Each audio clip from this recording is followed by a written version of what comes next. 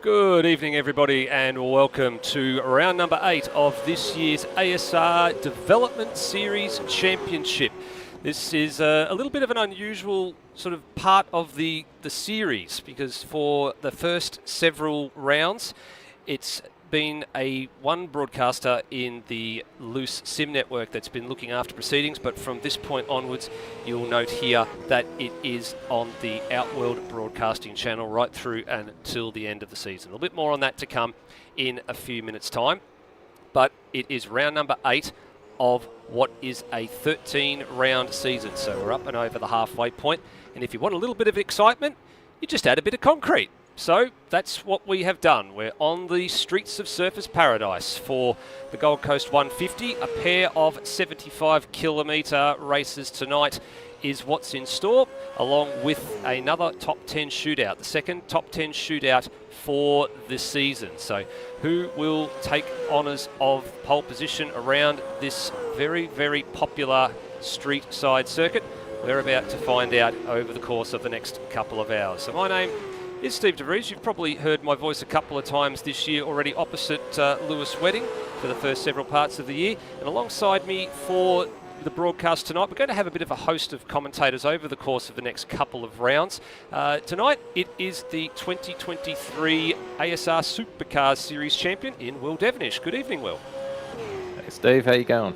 Going well, thanks, mate. Nice to have you on board. Nice to get your perspective on things as well, because for a number of years now, you've sort of championed a lot of the efforts of the Development Series drivers. You've held the Thursday night sessions and had plenty of drivers running around in race trim and getting all the sorts of advice and setup work and things from you. So I'm going to be keen to get your take on what some of these drivers have been going through over the last couple of years with you.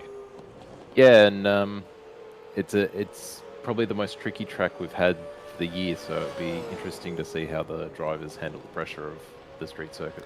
Yeah, they will. We've this is, I think, if I look at the calendar just to see how things actually are positioned for the year, this is probably one of the very few street circuits on the calendar, because of course we started our year at Albert Park. Was the very first round of the season that was a street circuit. Winton was the first round.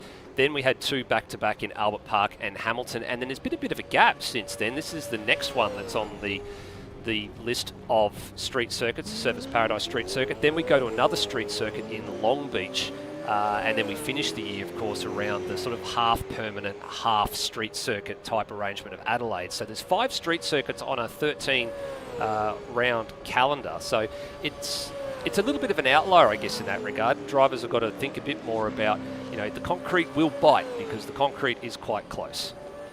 Yeah, and admittedly, we've probably started the series with easier tracks for them. Albert Park being quite open. I know it's a street circuit, but it almost doesn't really feel like it. Hamilton, nice wide open street circuit there. This one is the tightest one we've got on the calendar, and as you've said, they've had nice open tracks in the last few rounds, so we're sort of finishing the season with quite a lot more complex tracks for them to tackle. Yes, you're absolutely. I would agree with you on that one. Complexity is probably the word of the day. And this circuit, I will say, it has had a massive overhaul in the 2 years since we last saw it. And I do want to give a massive shout out to ASR's own Brendan Ross for all the effort he has put in for this track. It went from being, we knew that there were a few things that needed fixing, to a labour of love for Rossi. So it's very, very appreciated the amount of effort he's put in to fix a couple of the more obvious things, but then to take it to another level and pretty much almost redo the circuit almost entirely from scratch. So done a fantastic job. So thank you very much to Rossi for all the efforts that he's done for that.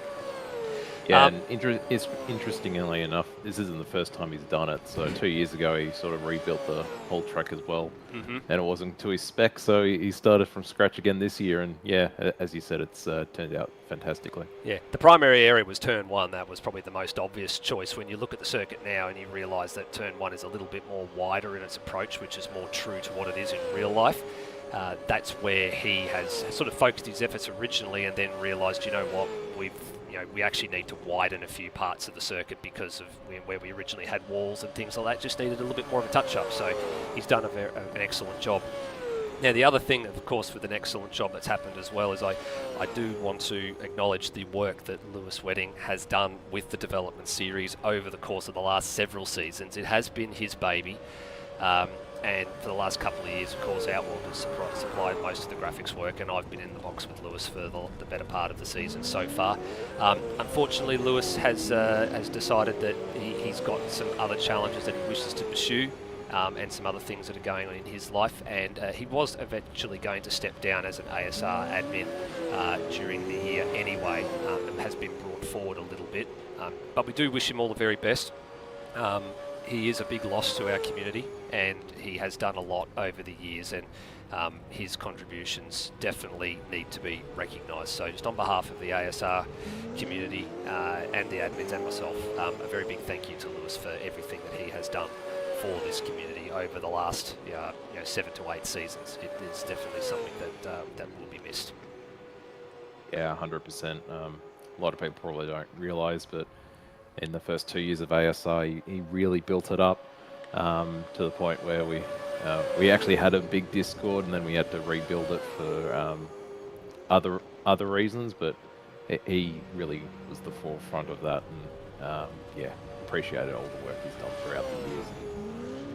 It's not just admin work; he's great on track.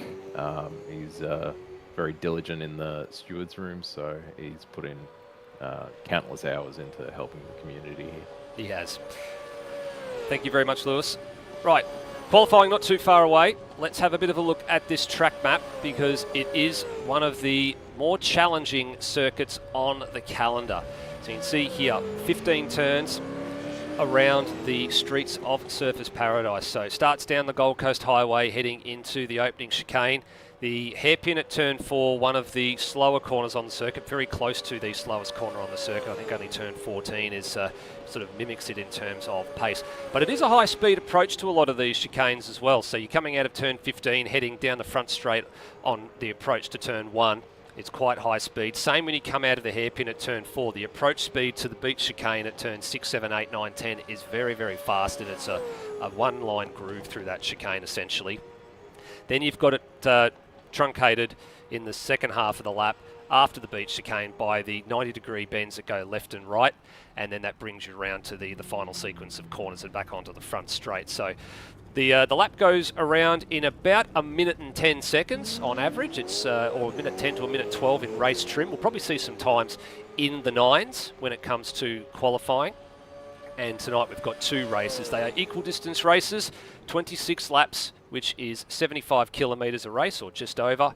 And of course the top 10 shootout will happen straight after qualifying. Will?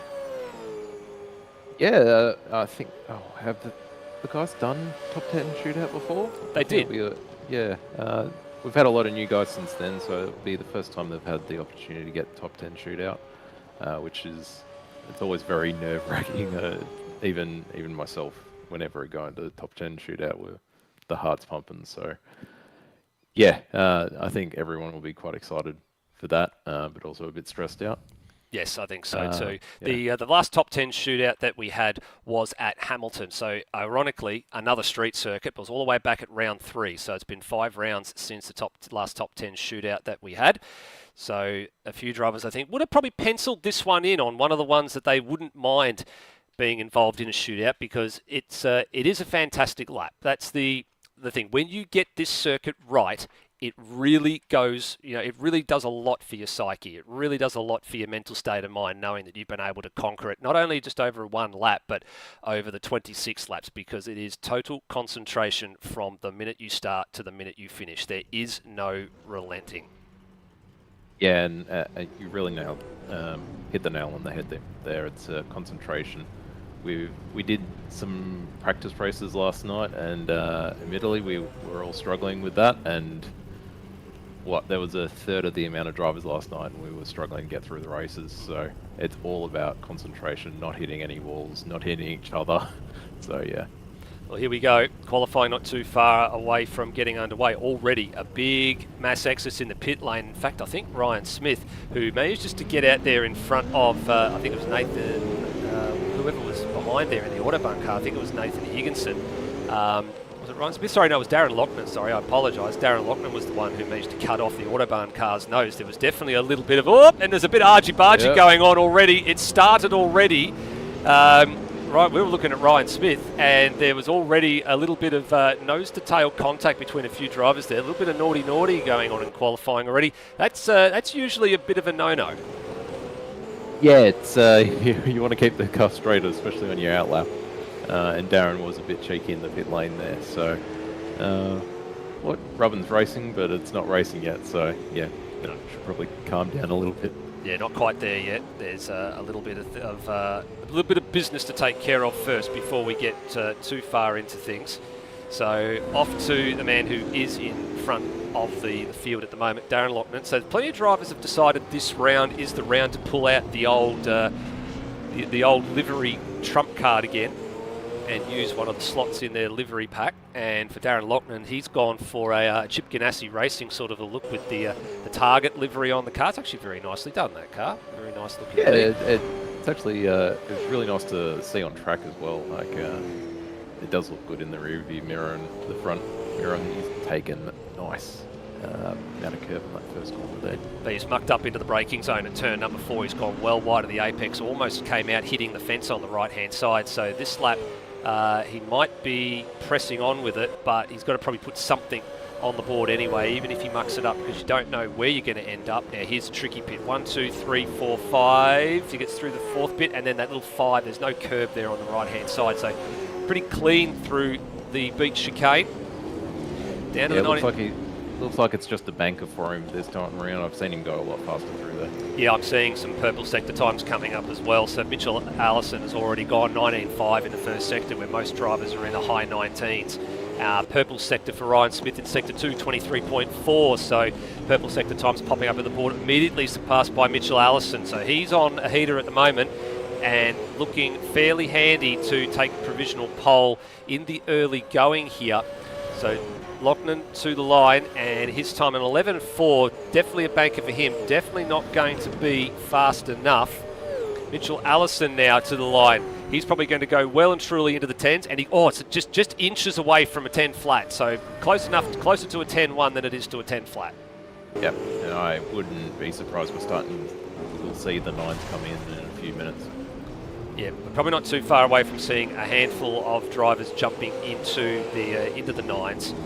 The ones that I'm looking at are probably the ones that were at the pointy end of the standings when the checkered flag fell on the practice session not too long ago. So I'm looking at the likes of Allison. Oh, Walshy straight into the fence. Okay.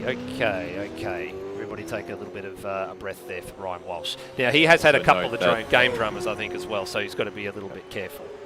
Also note, Higo, first flying lap, I think he's mucked up that first corner. He's had to exit back to the pits. Yes, so there are a few substitute drivers in tonight as well, and Higo is one of them.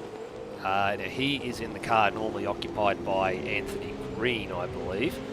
And then think Ruin is in the car, normally occupied by Brandon Dostal. So that's an interesting thing. Normally Dostal is in the server. He was actually one of the drivers that had set a 109, but he's had something come up, so he's had to bail out of that one.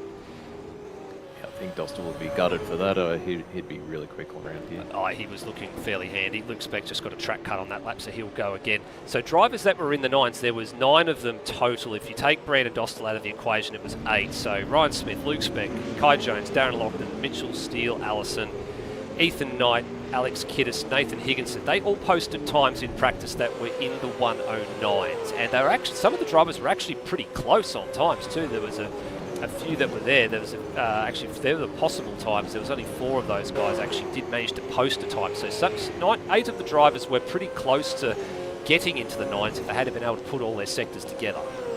Yeah, and I'll note that Steele's gotten into the 9s now. Yes. But in practice, Speck and Ryan have both been banging on the door of the 8 even. So never know what we'll see now or in the shootout. Using maximum real estate there on the exit of turn 13 and giving the wall a bit of a rub there for Specs. He's just been demoted down to 5th as Alex Kiddis slots into P2, so he's up to 2nd, but Damon McDonald's jumped up the order as well. So Speck was on a PB and he still is on a PB, but he didn't improve the time by very much, so that didn't give him a net gain. Scott Murrell just behind him, the Northern Territorian, moves up to 10th place with an improvement there. He'll be happy at the moment. So nobody out of the ordinary. Cam Rutledge, I've noticed, is also someone that's jumped in, I believe, into, is that the Ben Hall machine I think he's jumped into? Yeah, Ben was unfortunately quite unwell at the moment, so he's handed the keys over to the team boss, and Cam's quite excited for tonight. So he's jumped in. He's sitting in the top 10 at the moment as well. He's currently 8th. Higginson's just jumped up as well. And then there's been another mover, I think. Darren Loughnane's now just jumped above Ethan Knight, who was 4th, now demoted down to 5th. So time's changing pretty quickly here. Matt Cecil at the moment, Super 3 runner. He is currently 10th, so he would make the shootout on current pace. He's actually got 0.3 of a second over Murrell at the moment. So that's a bit of a surprise as Knight gets a track cut and goes again. Yeah, when Cecil puts his head down, he's very nice and smooth, and that's what this track really, it really benefits if you're nice and smooth. We were commenting last night, when you feel like you've had a slow lap, it's actually quite quick. So Cecil getting ready to run again here, I think, fairly shortly, and heading down towards the first turn. And that's not the view we want. I think the onboard cameras, I think, are unfortunately a little bit broken because of the change of the development series cars from their supercars counterparts this year. So a little bit of tidy up work that will have to happen in between sessions, I think, to sort that out. It's timed this well. He's a really nice clean first sector here, but he's also will have a slipstream down the back straight here. Yeah, not too far off his PB. He's going to get a tow, I think, is that from Burko? Or is that, yeah, that's Burko ahead. So nice run through the chicane, nice clean run through the chicane. Yep. Perfect, got the wheels down precisely when he needed to. Burko's got some traffic as well, which I think is Angus Brown, and it is. So these two have to be super careful. Brown's on a fast lap, he's got the headlights on. Cecil, he got the wall on the inside there at 12. And he's now hoping and praying that these guys are going to get a wriggle on and that Brown doesn't hold him up. Little bit awkward. Good move. A little bit awkward. Hopefully it didn't hurt the stopwatch. He was within striking distance of the PB, but you never know. The lap time might come on the second lap. And he gets to the line. Oh, he improved actually. He's actually improved by 2/10, so it didn't hold him up in the final sector. That moves him further away actually from Steve Burko. That was crucial for Cecil because Burko had moved to within about a half a tenth of his time, and has he got enough time to go again? We won't find out for a bit. Burko's in the game here as well, though. So the last spot inside the top 10, currently being fought over by Matt Cecil, Steve Burko, and Scott Murrell and Ruin. And I think you probably can't rule out Angus Brown for that one as well. So there's a couple of tenths separating. Oh, who's that facing the wrong direction? Over on the purple cars there. I think that that might have been Bianca, I think, facing the wrong direction there on the back straight. That's very easy to do. Oh, very easy. I'll note that McDonald's moved up to second now, and it's very, very close up front. Yeah, that's very tight, actually. There's, nearly 300s between the top two at the moment. Actually, top four covered by less than, top three covered by less than a tenth. So, all right, so there's Mitchell Steele Allison going through the chicane. Now, this is important for Burko. What's he got? 10th. He's done it. He knocks Cecil out. So, Cecil has got to go again here. Allison currently fastest time at the moment, and he's on his first flying lap. He's not showing signs of improving. He's safe. I don't think he needs to go again. He's definitely going to be safe. It's about being last man out in a shootout, though, more importantly for him. Now, Rutledge has moved ahead as well, of Cecil as well, so there's two drivers here that need to go again. Now, Rutledge will not improve because he is down by a tenth or a second and a half at the first sector split alone on our timing. So he's definitely got... Oh, and Angus Brown, I've just noticed Angus Brown has rolled, actually. We're going to cut to a little replay here, and we're going to have a look at what's gone on with Angus Brown, because he's come out of the chicane on his lid. So the old Paint Doctor replay gets its first run for the night. And how did he do this? 1, 2, 3, 4, and got the wall. Oh, big hit. Big accident for Angus Brown. Yeah, just too much speed on the last part of the chicane. So that renders him back to the pits, unfortunately. And in terms of where we are at, I think the top 10's not too far away from actually being set. So Kemp is across the line. So checkered flag has fallen. So he's out. He'll start 12th. Matt Cecil didn't make the cut, so he is in 11th. And the only person that's actually improving their time out there is Mitchell Steele Allison. And he's safe at the top because everybody else behind him is in the pits. And he was personal best up to sector 2.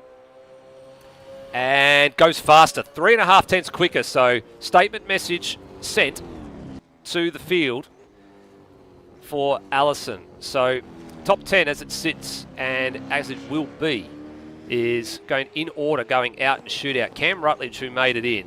Actually, I'll note, Higo just dropped. There's been a few drivers, so yes. He may have been in the top 10. Yes, actually, you might be right on that regard. So if Higginson was in, Rutledge will miss out. He'll be 11th and Cecil will be 12th. So we'll wait to confirm that if Higginson has made the cut. But the rest of the drivers that have made it into the shootout, Steve Burko, Kai Jones, Luke Speck, Ethan Knight, Darren Loughnane, Alex Kiddis, Ryan Smith, Damon McDonald and Mitchell Allison. It's quite surprising because we've seen Ethan and we've seen Luke go almost a second faster in practice, but they just couldn't put it together in the qualifying. So be interesting how the shootout goes for the two of them. That's right. So we'll wait and see how that goes. So Allison on his way back to pit lane. That is qualifying done and dusted. Shootout will not be too far away. So we will take a short few minutes here, I guess, just to have a look at what the standings are. I mean, you've probably got them up in front of you at the moment, but the one for me that stands out at the moment as someone that hasn't gelled with this circuit yet, probably I was expecting to be a bit closer to the 10, if not in the 10, is Daryl Callaghan. Yeah, and he rocked up last night, and it was it's just not gelling with him. He likes the big flying trucks, so he likes of Barbagallo.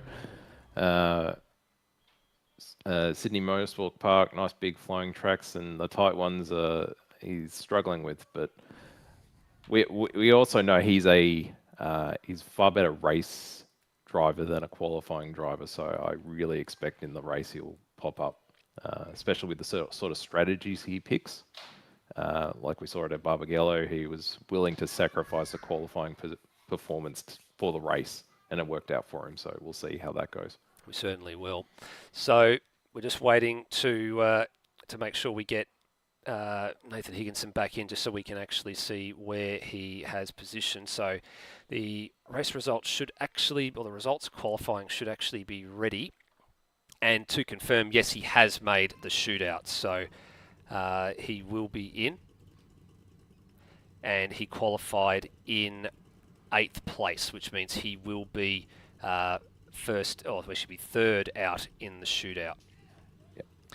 All right. And So for those watching at home, you'll notice that the drivers on the hot lap, the preceding driver will probably exit the pit when the driver on their hot lap is exiting the hairpin.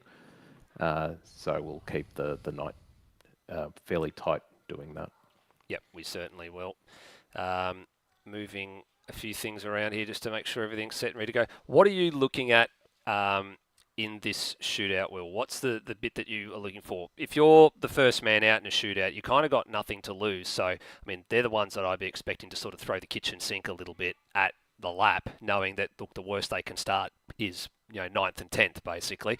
If you're sort of in that middle, do you want to be the one just to try and bank a lap, or are you full commitment, or are you sort of a combination of the both? Yeah, so the likes of like Burko and the guys at the back there, if they actually go out and do it's not a gingerly lap, but a banker lap to make sure they get a time, they'll actually find they probably will move up because the guys up at the faster point of the field, they'll really send it and potentially get track cuts. So it may actually be worth for the guys lower down to take it easy and they'll actually gain some spots.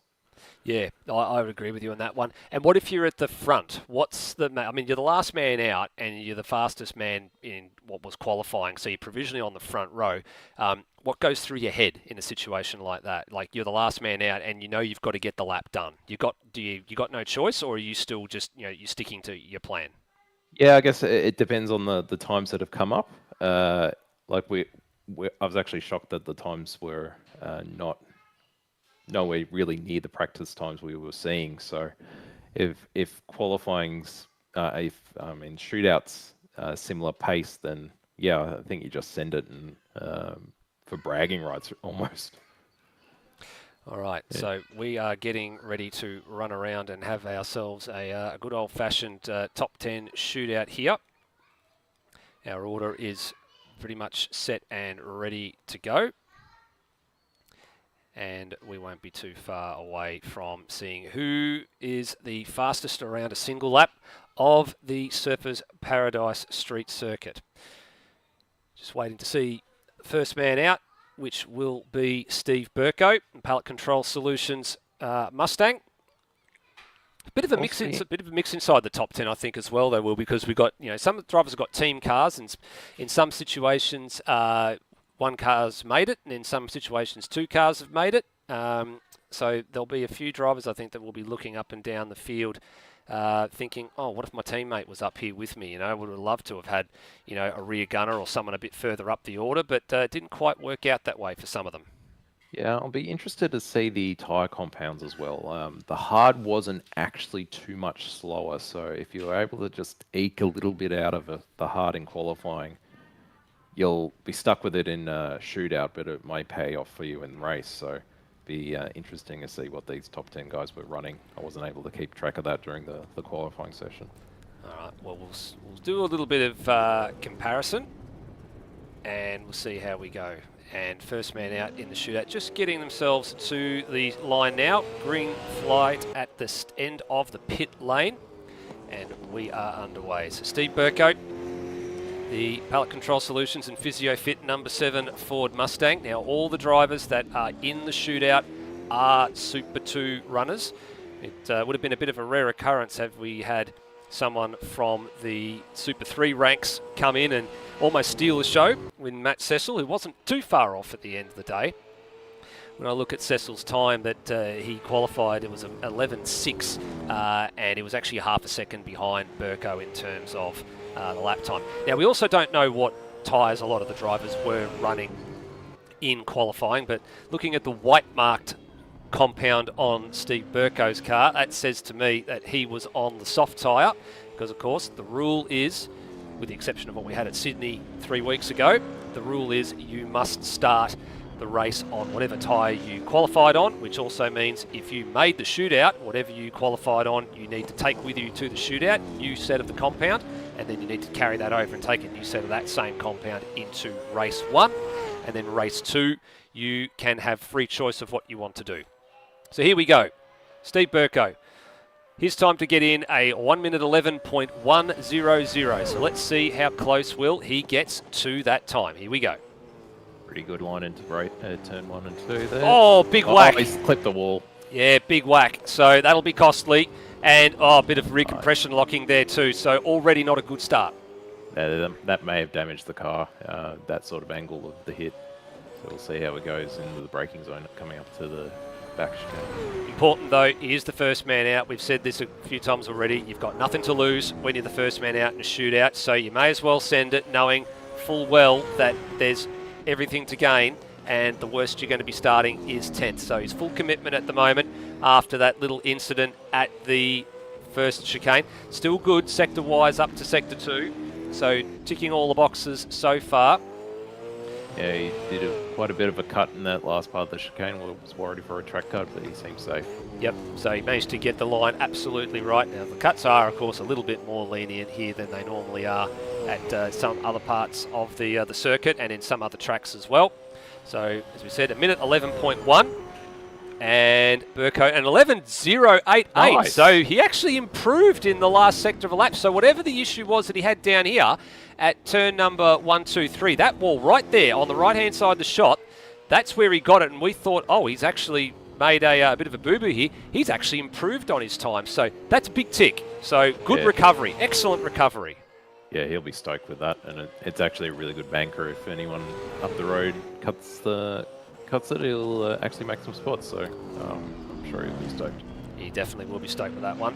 All right, Kai Jones, the number 6 Sideways Esport Aussie Ford Mustang with G Fuel on the side. Car. It's the same car that the Indigenous livery actually that he ran at the last round at Hidden Valley. So he's running them back-to-back rounds, Hidden Valley and the Gold Coast. Now, a bit more of a traditional line, I would say, there for Jones. He's clipped it as well. Clipped it as well. More traditional line, though, going a lot further to the right, trying to carry the speed, trying to open up the corner, whereas I noticed Burko was a little bit more narrower for the turn. It hasn't paid a huge amount of dividends on the stopwatch at the first sector, though. Not much in it. No, I hope he doesn't have the Delta timer on, because that'll make his heart race. I reckon he got that. There was a coat of paint in that. I reckon he got it. He got it. So Kai Jones was a 1:10.939 his time when he got into the shootout. Now he's gained some time there. Very good middle sector. 2/10 better, in fact, than Burko's best sector. But I don't know where Burko really gained a lot of his time. I'm looking at the stopwatch here, and the last sector time I'm looking at was a 27.2 for Burko versus whatever Jones is about to produce. Stays close to the wall. Last sector, he's missed a few of the apexes, but I think it'll still be good. Oh, lost it though. He lost the time. Very close. Very close. He lost the time though. So, unfortunately, about a 10th short on what his time to get into the shootout was, and fractionally ahead. And yeah, he lost absolutely lost all of that time, or virtually all of that time, in the final sector. Burko was just a hair under 0.2 of a second faster. Yeah, Burko's last sector really, he really planted it well in that last corner to get the drive out, and it seems to have paid dividends. First of the substitute drivers for tonight in the shootout. Here we go, Nathan Higginson, who is a Supercars driver but is Super 2 eligible in Anthony Green's number 10 Autobahn machine for Sideways Esport. And oh no, here you go! He's almost done a Scott McLaughlin. Yeah, you've took the words right out of my mouth. I was about to say he's almost done a Scott McLaughlin there and nearly rolled the number 10 Mustang going into the opening chicane. That will require a new set of... Yep, and that is a cut. So that means the Mustang will start 10th, and that will require a change of underpants, Will Devonish. Yes, he will be filthy with himself. As well as being in his pants, he'll be filthy with himself to go along with it. So that was full commitment. If we ever saw one, I don't think there was any other way you could have predicted that one. I think he was going to go full send, I think, regardless.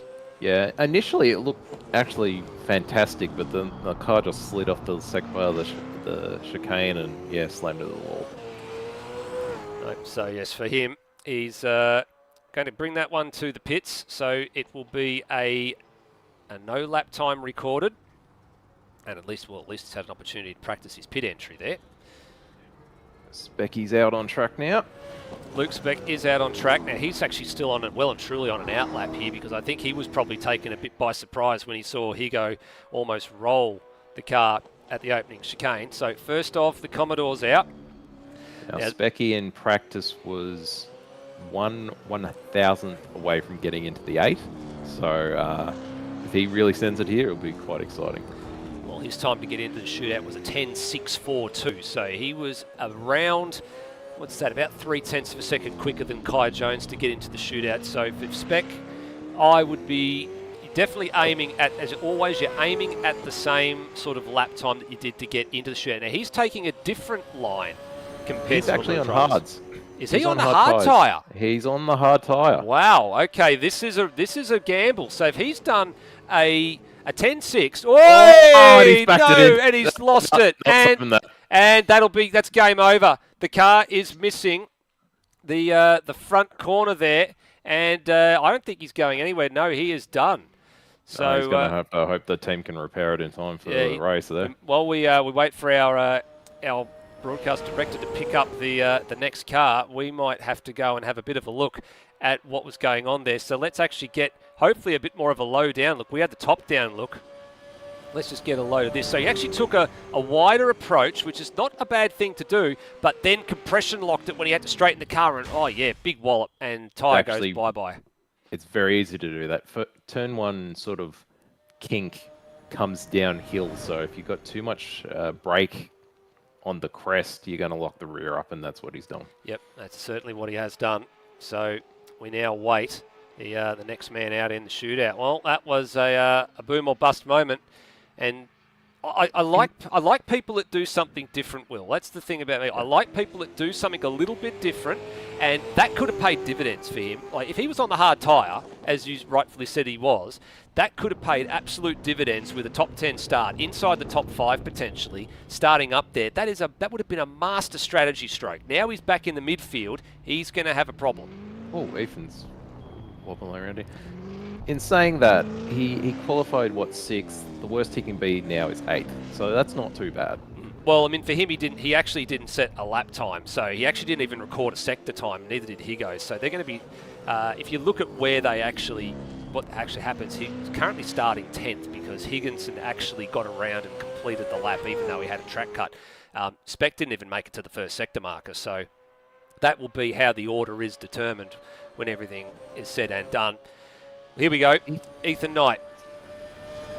He's kept the tyre warming very late there. It's quite interesting. Yeah, going down the front straight was rather curious. And nailed turn 1 too there. He has. Now, he hasn't had the best of runs. Oh, he's gone a bit deep there as well, but he might still be okay. He hasn't had the best run or two in the last couple of rounds, so this one, I think, will do some wonders for his confidence if he can get a decent lap time out. But he's well and truly... what is going on there? Because he's taken a bit of an unusual line heading through that little flip-flop before the beach chicane, which was a bit curious.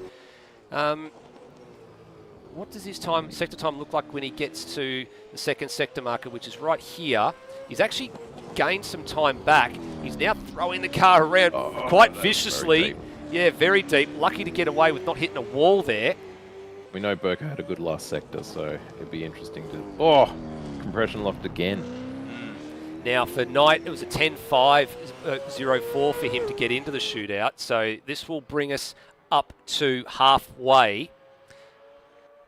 And he'll get a time on the board, and it's third fastest, so an 11.195 for Ethan Knight. So I would say that, yeah, leaving the tyre warming probably a little bit too late, I think. It looked a bit strange. Just he was doing it in that last sector, and then down the front straight, he was giving away basically straight line speed heading down into turn 1. Easily 10 k's slower crossing the line there, so quite weird. And looking at Burko, he's probably licking his chops. He's already up 4 spots. Well, it is a Mustang-dominated top 10. There's only 2 Commodores. The only one that has set attempted a time so far was in the fence. So Darren Loughnane, the flying solo target machine, And, beautiful line through turn number 1. Absolutely picture perfect. And now down to the apex of turn 4. Very nice. Yeah. Out of all the drivers, I think he broke a little bit earlier for turn 1 to make sure he could nail it, and it's bloody well worked. It's paid dividends. Look at that, 4/10 of a second already up on the current provisional time of Kai Jones. So well and truly tracking for the 10s at the moment. And, love that cam. Beautiful line. Beautiful shot as well. Beautifully illustrated from the ground level. The number 31 is flying and hitting With all... the apex, come out wide. Hitting all the markers. That's the important thing at the moment. And still up. So he's gained a little bit more. Not as much as what he gained in Sector 1. He's pretty much matched the time of what Ethan Knight and Kai Jones have done. Maybe fractionally better through Sector 2. He did gain a little bit more time. With that first sector, that's all he needed to do. Is, keep the second 2 sectors nice and gingerly, and he'll pay dividends, and we'll see him go to the top here. Well, here we go. And he could have actually gained a little bit more time there. 10-2. He's made up. He gained a lot. Now, he actually could have probably gained a couple of hundredths more, actually, by staying a bit closer to the right-hand side wall. And he would have been in a very nice position. So a 10-2 versus the time he did a 10-3 to get in. So that's actually quite a nice improvement. And I think that's actually the fastest time he's done around here, so he'll be really stoked with that. That was a sensational lap. Very smooth, very committed, used every millimetre of road, knew exactly where the limits were, both curbs and walls, and made it stick. So that time is going to be rather tough to beat, but the 4 drivers that have all got to follow him all went faster than that to get into the shootout. Yeah, we're getting up to the guys that we're banging on the 9, so that will be interesting to see if they can match their times from qualifying. Well, here we go. Alex Kiddis, who, again, another one of the Supercars drivers that is Super 2 eligible and is doing the double duty.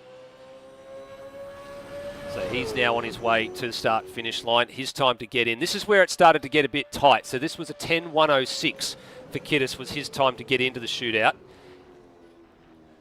Take a slightly different line to everyone else through the front straight. He kept it a lot tighter to the right-hand side there. Yeah, he definitely has. So what does it look like on the other side of the Sector 1 split, though? It is down, so it's nearly 3/10 down. He sends it through the chicane, he'll make it up, so let's see how he goes. All right, so we want curb on the right, curb on the left, curb on the right, curb on the left, and then watch out for the fence. He's actually been rather cautious, I think, through the chicane, Will. Yeah. No, definitely very cautious. So I think this is, for him, is probably more about putting a lap on the board, I think, more than anything, because he's down 5/10. Now, this will slot him into P2 provisionally between Loughnane and Jones. There's a big old gap of nearly 0.8 of a second there, so big enough margin to swing a cat around in at the moment. And he's just got to keep the last sector clean and put a time on the board, and it will be at least a reasonable starting position for the man aboard the number 170 Mustang, and second it is. He actually lost a little bit more time there, and I did say he'd slot into that gap. He's done a 10.9, which is about a 10th quicker than Kai Jones's time a few runners ago. And he will now tour himself back to the pit lane. And we now look to where it started to get properly tight before Allison banged in his last effort at the end of qualifying. We go to Ryan Smith, who was 2 100ths of a second off cracking a 9. His time to get into the shootout was a 10.001. Yeah, this has been an absolute masterstroke from Smith. He's running hard tyres. This is a major masterstroke. So this is in the same boat that we were looking at with Luke Speck. So if he's managed to qualify on the hard tyre and get himself into the shootout, this will be a strategy masterstroke if he's starting probably top 5. So 10th and a bit off the pole time. That's a good start. That's a very nice start. Oh yeah, he's nailed the first 3 and the 4th. Very good, but a bit slow on the exit there, but I assume that is deliberate for him. Yeah, probably also needed to square the car up a little bit more and be a little bit more narrow because of the hard tyre. He's actually gained a lot of time, so it actually has worked in his favour. and probably squaring that car up and just coming off the corner nice and straight, not having to lean on the tyre so much, come on the right-hand side, going through that last part of the chicane. How committed is he to the final corner? Super committed, actually. Ran it right up. Yeah, a bit deep. Ran it right up to the tyre barrier, which means he had to cut back down for the last part of the corner. But this is looking very handy. This could be provisional front row at the moment. It is provisional front row. Not far off Darren Loughlin's time. So with just 2 runners to go, the best he's going to be starting, also the worst he's going to be starting is 4th. So that is a strategy masterstroke if he's been able to pull that off. Qualifying that far up on the hard tyre and then now about to start the race that far up on the hard tyre. That is going to throw a big curveball in this upcoming race. Yeah, he's got to be dead on favourite for the race, depending on the next three drivers' tyres at the moment. 2 to go. 1 Mustang and 1 Commodore. So of the 2 Paint Doctor Mustangs, the one that made the shootout is Damon McDonald, the number 666 Paint Doctor engineering machine out of the Super 2 stable. Now remember, at one stage, the 3 drivers from the Paint Doctor engineering crew, they had 3 race wins consecutive on the bounce between the races at Barbagallo and at Hidden Valley's opening race. So they've had a bit of form going around for the last 2 rounds. They want to continue it here. Got 1 car in the shootout, 1 car going to be starting a bit further down the order, but still they are pretty handy on strategy, these 2. So don't rule out Darryl Callaghan to have a reasonable run through the opening race. But for McDonald, he's already down at the first sector marker, flying the tyres through the chicane. Oh, big fistful of opposite lock there, just wrestled the car away from the wall. Yeah, he was very close in the first sector. He's coming to the second sector marker now. I imagine he's very close. Yep, he hasn't lost. He actually gained slightly in that second sector. He's on the soft tyres, so should be able to drive out of these tight turns a lot faster than the guys around him. Importantly for him, though, the clock is still at around about a 10th and 3/4 away from the pole time, so that will slot him into provisional 3rd place unless he makes something up in this final sector. He made some time. I tell you what, where did that come from? That is a 2/10 of a second swing in the final sector alone. Purple final sector, 26.9 seconds in the last sector. That's where all the lap time came from. So the lap got a little bit better as it went on, and provisionally on the front row, actually will be starting on the front row, provisional pole, and oh, the margins so tight at the top. Check this out. Look at the times there on your right, on the left-hand side of the screen. A 10th of a second covering the top 3 as it sits right now, before this man, who was provisionally quickest in qualifying, is now about to tackle probably the biggest lap of his life and be a maiden pole position if he can get it. 109.563 was what he did to get into the shootout. It was a mega lap. What can he produce as the last man out? He really opened up that first turn, but he nailed the chicane itself. I reckon it'll be very close in that first set. Oh, it's a 3/10 up in the first sector, mega first sector. That is massive. That is a statement. And here he comes through the beach chicane. I was about to say very tidy. He's going for it. He's going for it. The first part of the chicane was very tidy. The second part of the chicane, you could definitely tell there was attitude in the car there. Wallcam. Yeah, this is a bragging right lap. Oh, it's actually he's lost a bit. This is going to be fairly tight, I think. So purple first sector. Middle sector wasn't quite there. This will be very close at the line. Oh, gets super close to the wall at 14. Carries as much speed as he can through 15. Now, what tyre is he on, Will? That's the important thing for me. Soft. Soft tyre, okay. So what's he got in store? How's his drive out of the final corner? What does the stopwatch say? 4th! Oh, he missed it! He's missed the pole, and Damon McDonald has got pole position by less than 0.02 of a second. I told you it was going to be tight, and a 10th, just on a 10th, covers the top 4.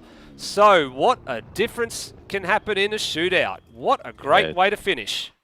Damon will be really excited with that, and Loughlin, he will be so stoked with that time. Oh yeah, he definitely will be stoked with that time. So we ended up with 8 runners setting a time in that one. The 2 that didn't set the time, of course, Luke Speck and Nathan Higginson, who had the track cut. So we will sort the results out for those in the next few moments. But Wow, what a finish.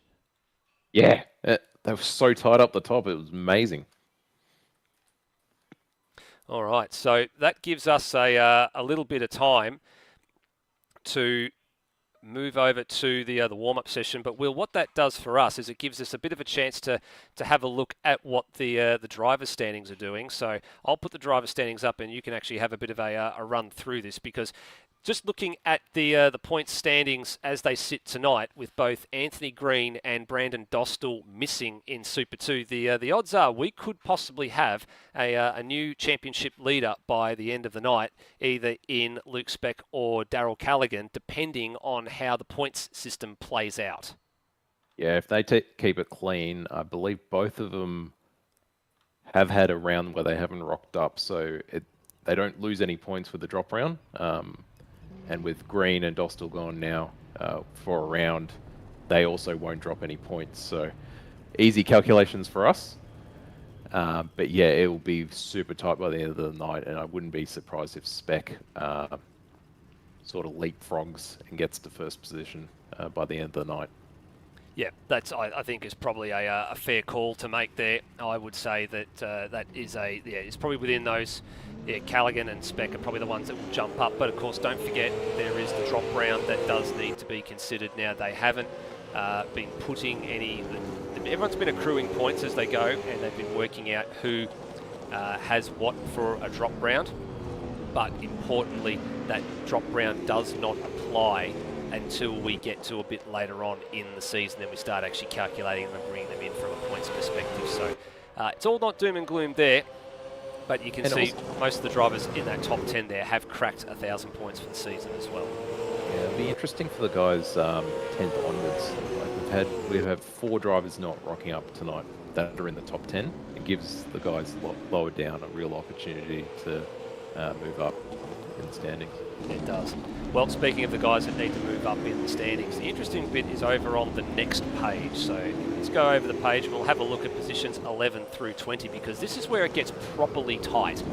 You can see here, so Dane McDonald, who's on the pole, he's outside the 10 at the moment, but he's outside by about 150 odd points, so he'll be looking to move up with a good result from the front row tonight. But then look a bit further down the order, you can see the likes of Jacob Palfrey, Ben Hall, Cheese, Mitchell Allison, who is there as well, and probably Angus Brown too. There's quite a lot of drivers that are pretty close together, so a good result either way for some of these drivers actually does wonders for their championship position. Yep, 300 points every night. Possible point swing. So yeah, these guys, you never know, if they have a really good night, they'll be jumping 4 or 5 spots. Yeah, that's right. So I mean, I'm looking at some of these drivers that are on the second half of the page here.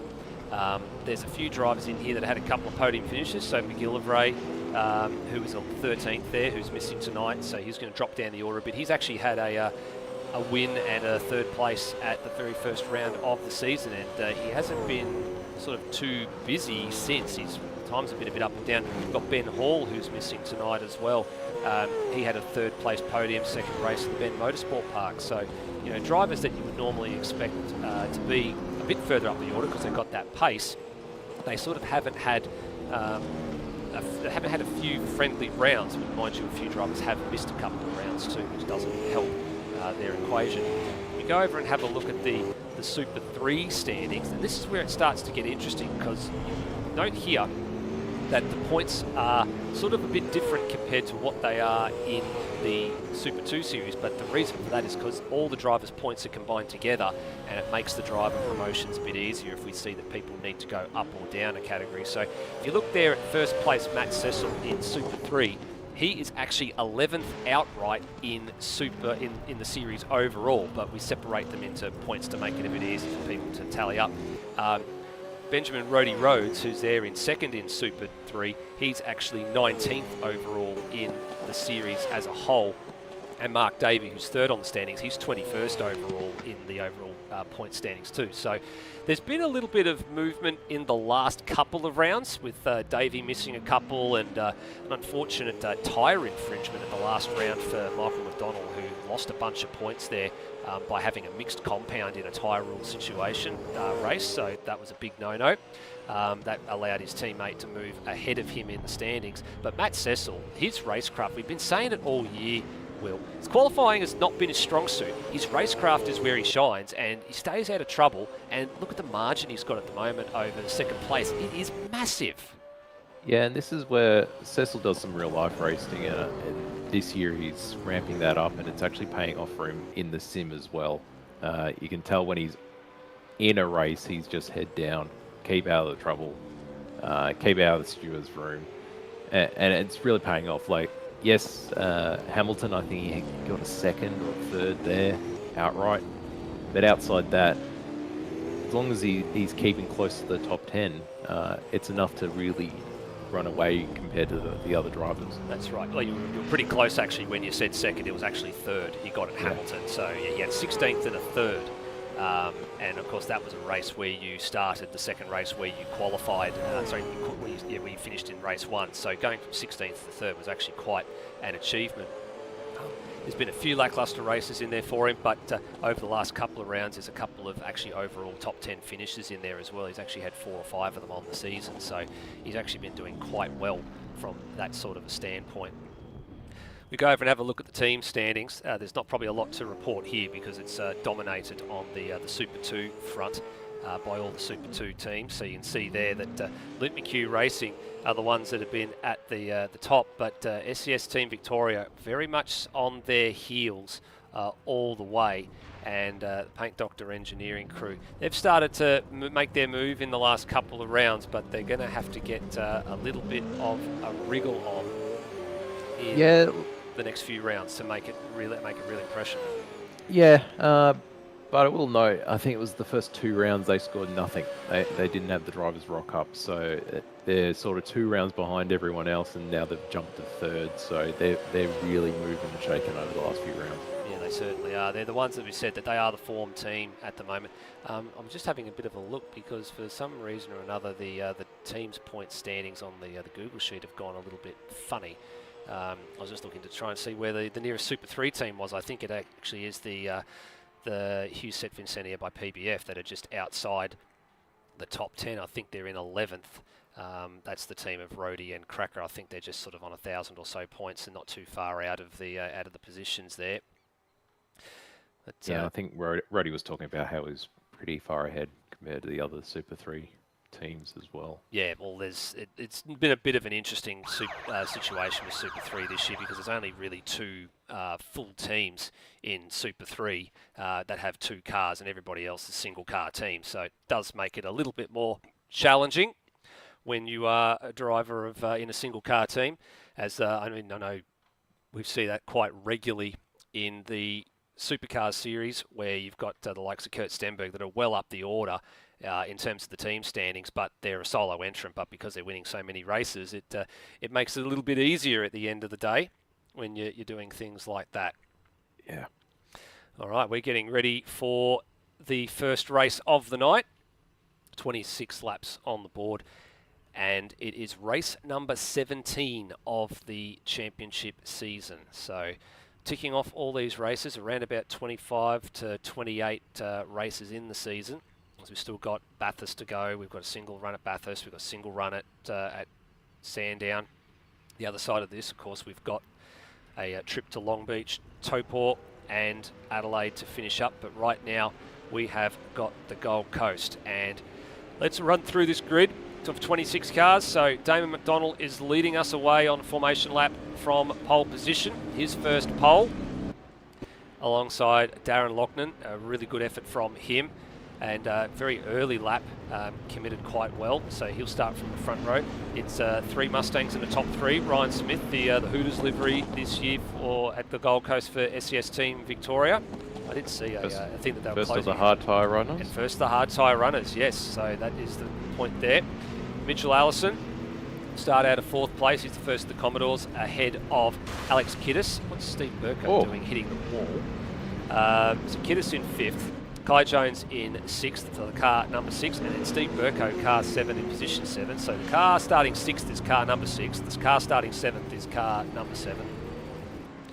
Ethan Knight. Almost like they planned it. Almost like they planned it. Ethan Knight, position number 8 for him. Then you got Nathan Higginson, who was the first driver to fall foul of track limits in the shootout. So he actually completed the lap though, starting 9th, and then Luke Speck didn't make it to the first sector split. So he starts 10th because he hit the wall. Cam Rutledge in the Ben Hall machine, he starts out of 11th with Matt Cecil 12th. And he's the leading Super 3 runner, of course, as well. Darren Kemp 13th with Scott Murrell in 14th. That's the second of the CRE DevOps machines. Ruins missed the start. So in the Brandon Dostal car, he has missed the start and is starting from the pit lane. So it'll be interesting to see what tyre compound he's actually starting on. Angus Brown in 16th, he's on the hard tyre, I can tell that from that shot. Jacob Palfrey, the soul of the SES Team Kiwi entries tonight, he's on the hard tyre too, starting in 17th, ahead of Darryl Callaghan, and he starts on the hard tyre too. So there's a strategy split there in the Paint Doctor engineering machines. Luke Yeager in 19th, followed by Bianca in 20th, that's the Beyond Racing Super 3 Nissans. And Cracker starting in 21st, ahead of Melody Smith and Rhodey in position 23. Ryan Walsh 24th, followed by Adam Kerrison and Glenn Miles. So most of the Super 3 runners in this field here, Will, they are starting from, 19th on back, with the exception being Matt Cecil in 12th. Yeah, and he's got a nice buffer there. Compared to the rest of the team, the field. And this is the hallmark of what we've seen of Cecil over the last sort of couple of rounds. You know, he's got that buffer over the drivers behind, so it means that he gets a good point score as time goes on. Now I'm just keeping an eye on a couple of things at the back of the field here. Glenn Miles and Brian Walsh. Don't back up into Glenn Walsh. I think he's looking for the grid box. A bit more forward. Yep, we're just waiting on him to get a bit more forward here, and then he'll get set back into position. We probably won't be too far away, I would say, from a race start here. Just really waiting to see. There we go. We are in position finally. All good to go.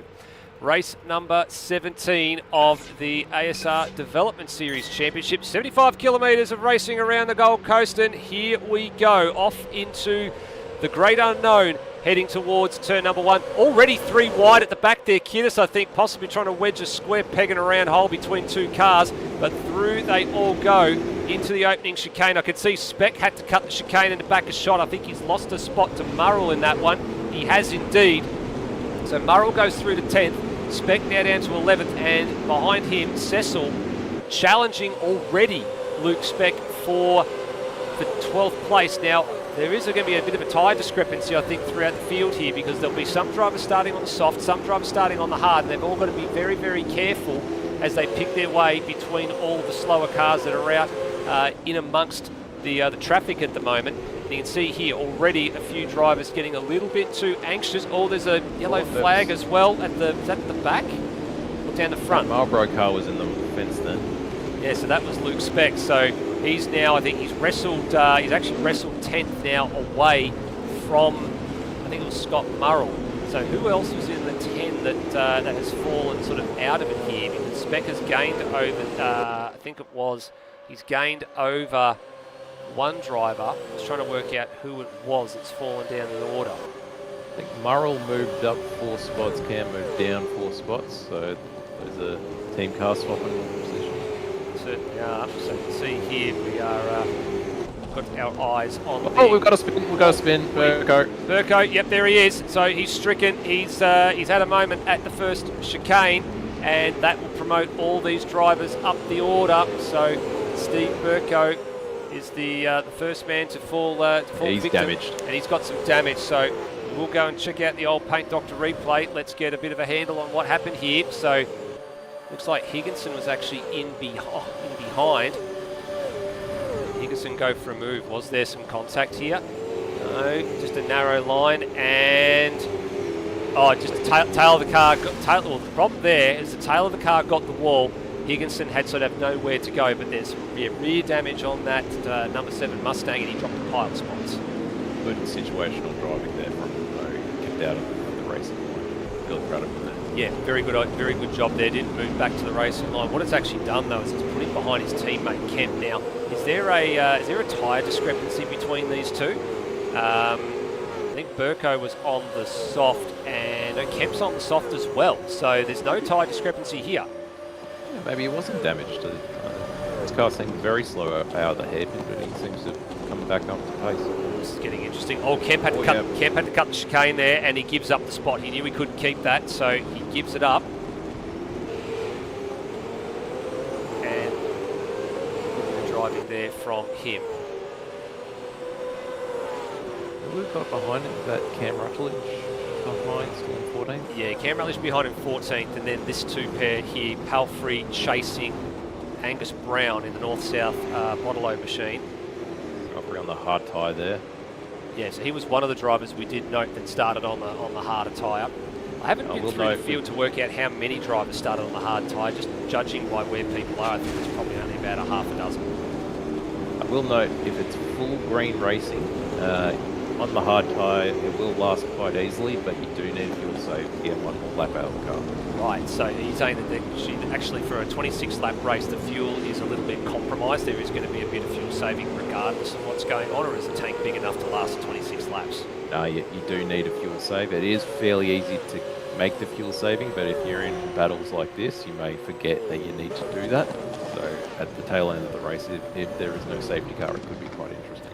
We'll soon find out how things are going. We saw a fastest lap of the race pop up for Mitchell Allison, so he's moved himself up into position number 2. Here he is. He's just cleared Darren Loughnane and set the fastest lap of the race, 10.9. So he's now going to go out after Damon McDonald, and it's a decent margin, 1.5 seconds out in front at the moment. But you just see him, he's actually gained, I think, quite a fair bit of time on this lap. He's actually halved the not halved the margin, sorry. He's taken 0.3 of a second out of the margin.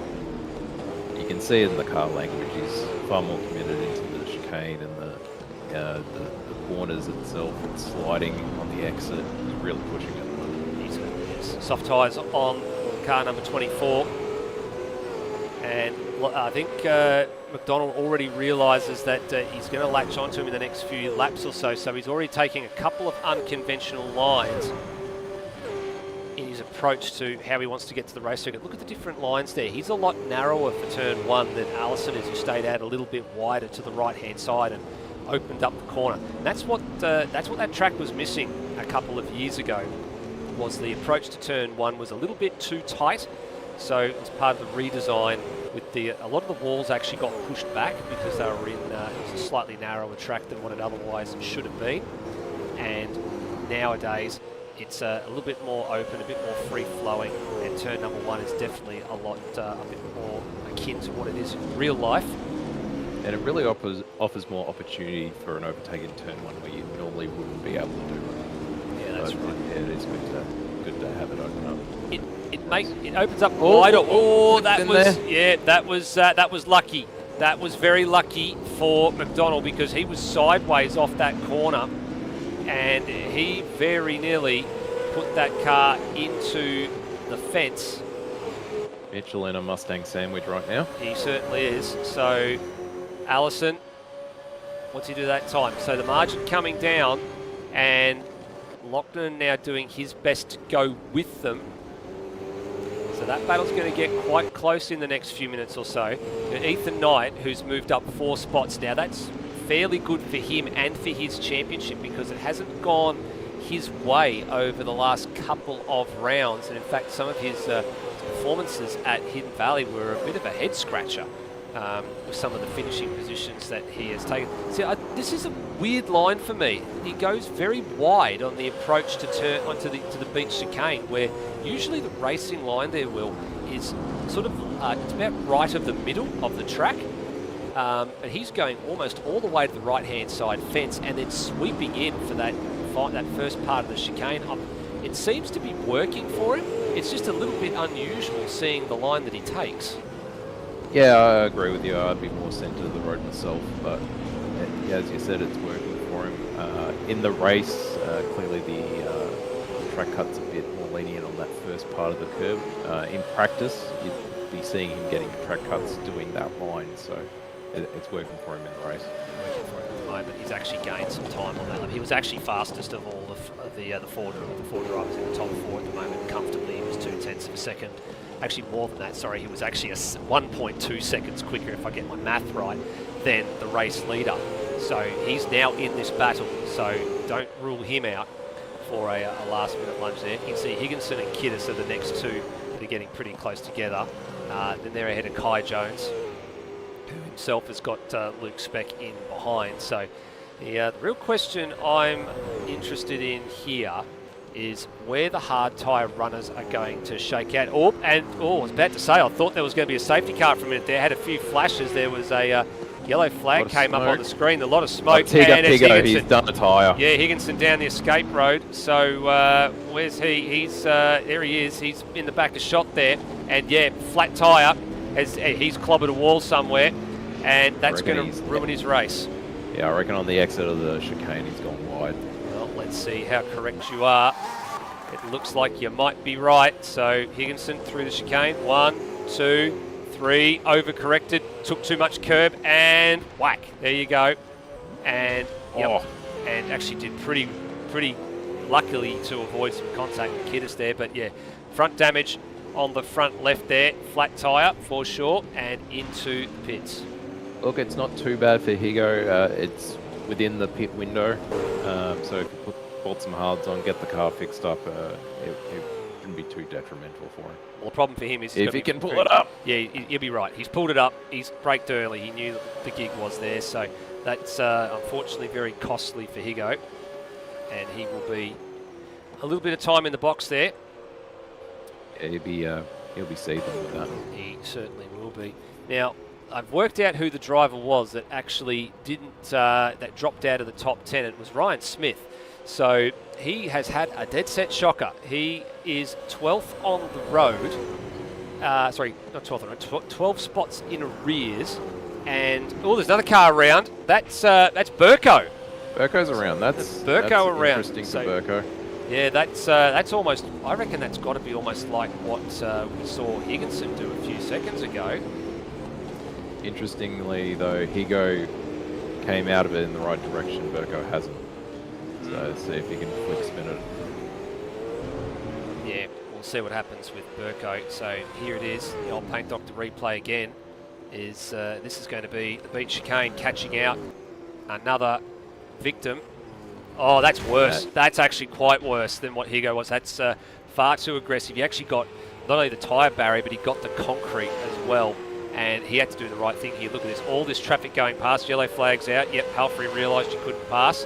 And, that's where we saw him across the road. He couldn't get the clutch kick going and had to reverse. Yeah, so that was really bad for him. And then he got Ruin coming in. Then he got the clutch kick to go, and off he went. Super tight there. Good reactions from Ruin, realising what was going on there. Ruin's doing well. Starting from pit lane, he's been able to move up. Well done. Yeah, he has done quite well. He's moved up to 18th place. I'm not quite sure why he started from the pit lane. He is in the championship leader's car at the moment. Substitute for this one. He's in the interesting position where he's on the hard tyre, I believe, but he doesn't have to fuel safe because he started from pit lane. That's right. He didn't. Could be a master stroke. He didn't do the formation lap, so if there's a safety car come out, he might actually be in the box seat to move up a couple of spots here, and he won't be fuel compromised at the end, but he'll be a bit of a fish out of water because he'll be out of position relative to the drivers around him at the pace that they're doing. Now, the reason that Brandon Dostal's missing tonight is, let's be honest, Will, he's chasing some Heine. So who wouldn't? Yeah, he wouldn't. So, ladies or mothers, lock up your daughters. Brandon Dostal is on the prowl somewhere in Melbourne. He'll be all right if he just doesn't talk. Yeah. Oh dear. What I wouldn't give to hear his reaction to that once he watches this back after racing's over. Anyway, let's we go back up to see what Ryan Smith's up to now. He's caught up to the back of Callaghan, and he's caught up to the back of Kemp, and he's almost done what Burko and what Higginson have done before him at the chicane. So right on cue. Oop, and that was that's Palfrey, I think, down the escape road. Yep, that was him down the escape road, so that's what the yellow flag was for. I think he's managed to keep that going, and he had to wait, like everybody else, for drivers to go past before he could engage reverse. He was sort of half down the escape road, half in the tyre barrier, so he couldn't quite extricate himself. Yeah, he's lucky he had a nice gap there. Yeah. Also note we've had our first DNF. Bianca's unfortunately had a car break on it. Yep, so she's out of this one. I think she was out after a couple of laps actually as well. She'll be back for the next one. As Palfrey continues on, so 14 for him. I'm actually surprised, Will, there's not too many things going on, although I have just seen there's I think Callaghan has actually just mucked up. He's had a slide through the opening chicane, and now Smith has pounced on Darren Kemp on the exit of the hairpin. Mitchell Steele also just got past Darren Payman. Yep, so he has officially taken the lead of this race in the final sector of the lap. Now there's lap traffic in the way here as well for him, and pitting as well, Damon McDonald. So pulls the trigger at the half distance mark, or very close to the half distance mark. That will be interesting to see where he comes out in all of this. Not too confident on the soft rubber. Yeah, softs will last for the finish of the race though, so it'd be interesting what he puts on.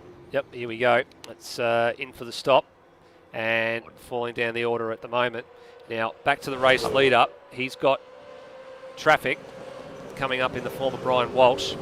Now, awful place to get traffic as well. You lose a lot of time. It's worked out well for him. It's actually worked out really well for him. Very, very fortunate there. It's not going to work out so well for the guys behind. That's the problem. No. It's not going to work out well for them at all because they got a little bit bottled up on the exit there, but Walsh has moved clear.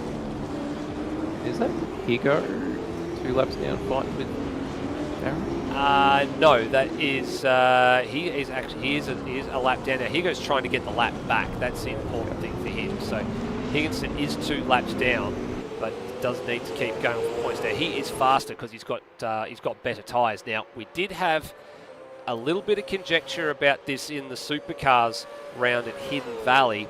If you are a faster car, you are allowed to unlap yourself, but you have got to be able to drive away from the car that you unlap yourself from. So here we go. He go down the inside here.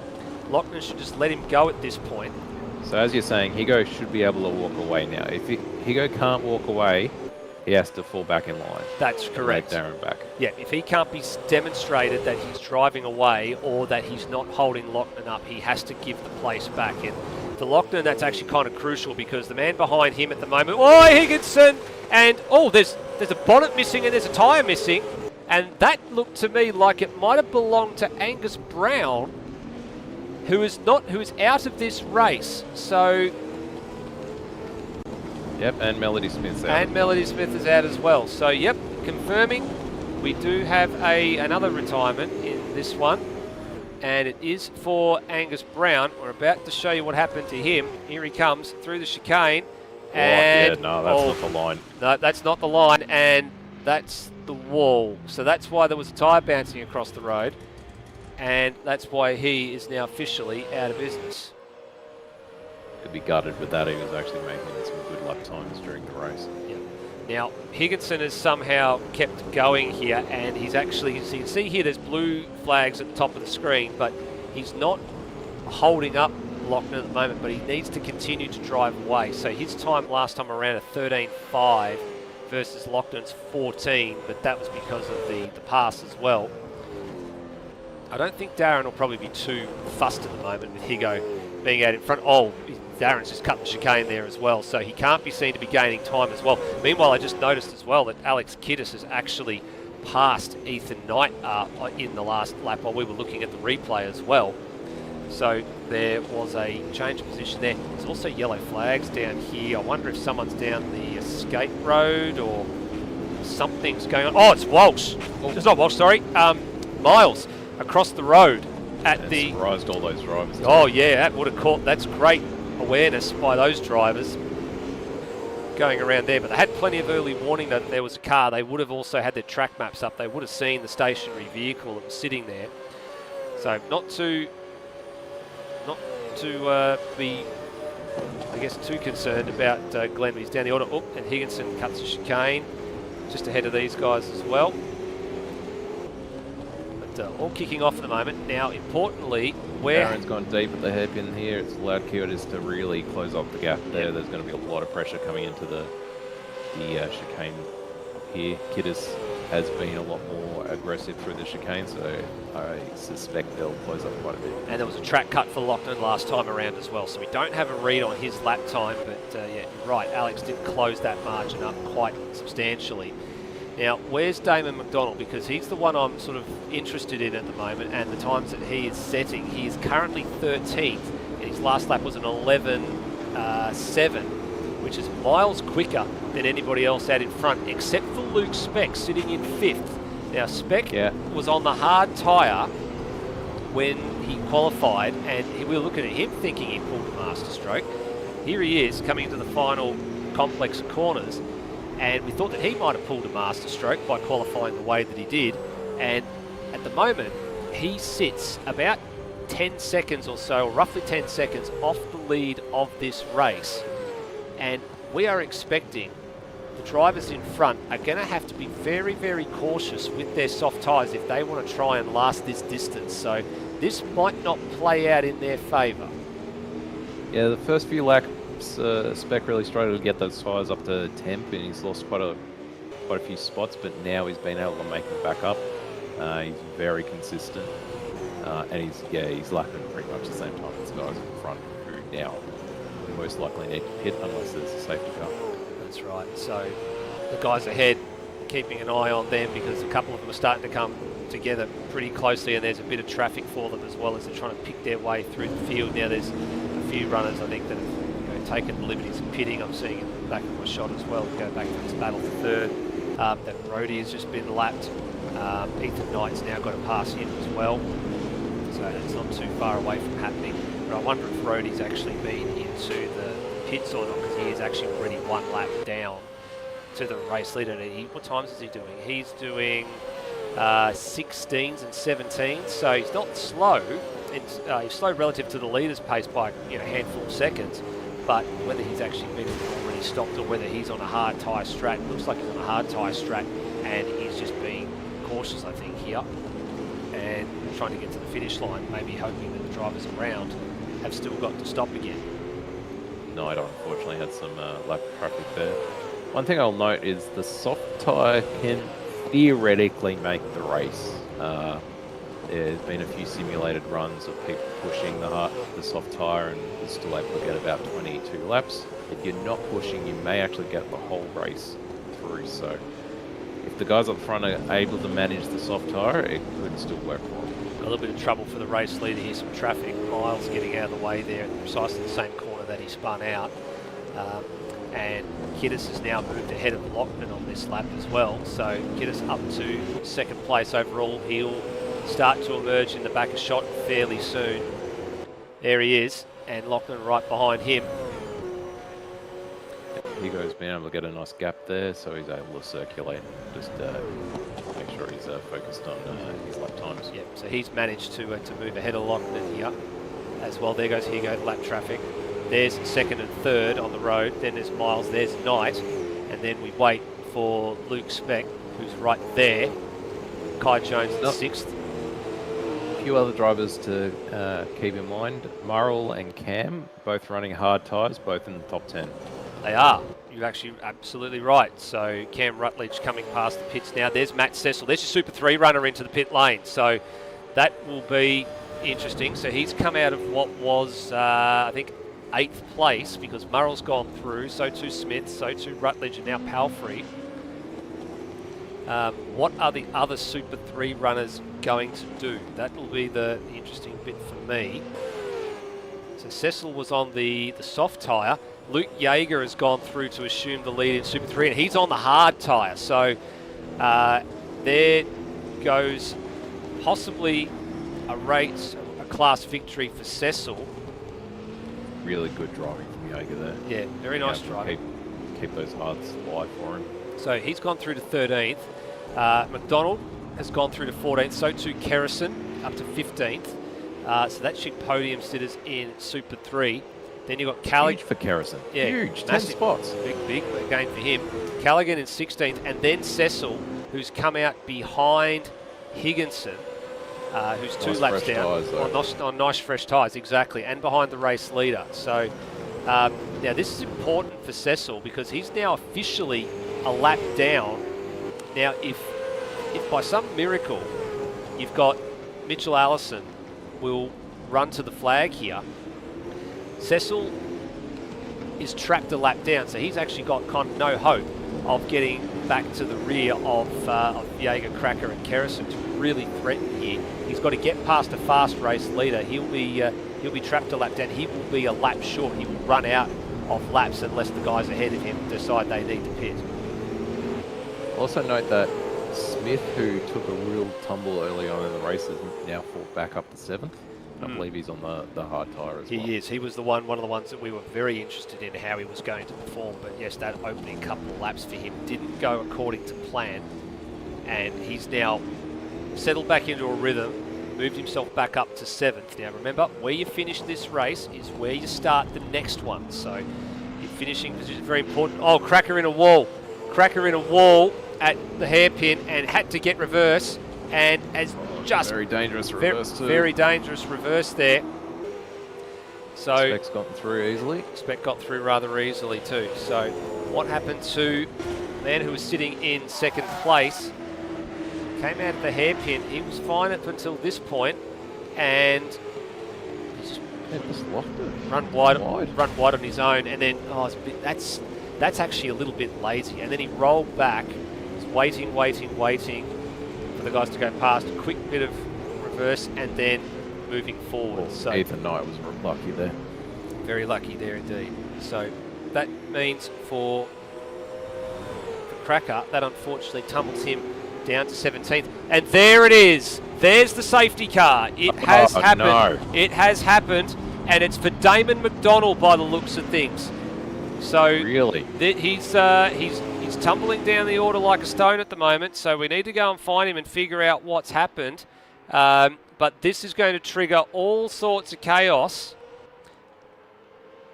There goes Cracker in the lane, and we are looking for what's happened here. We do have it on the replay now, so we will load this up for you. And here is McDonald coming through a section of the course here. He's what's he done? Oh, he's tagged the wall. He's tagged the wall, and that's he got too close for comfort. They say you need to leave a margin for error, and that's not what he's done there. That's a game changer. That is a big game changer. Concrete walls around here do have gaps, so if you hit the gap the right way, something like that's gonna happen. Now this is a big game changer. It's a big free kick for these drivers out in front on the soft tyre. Mitchell Allison, Alex Kittis, Darren Loughnane, Ethan Knight. That's what they wanted because they can fuel save, but on top of that, they're on the soft tyre. They're going to get a good chunk of laps here where the tyre's not going to get much use, and this is probably going to lock the finishing order, or most of the finishing order, into this field. It will close up the gaps.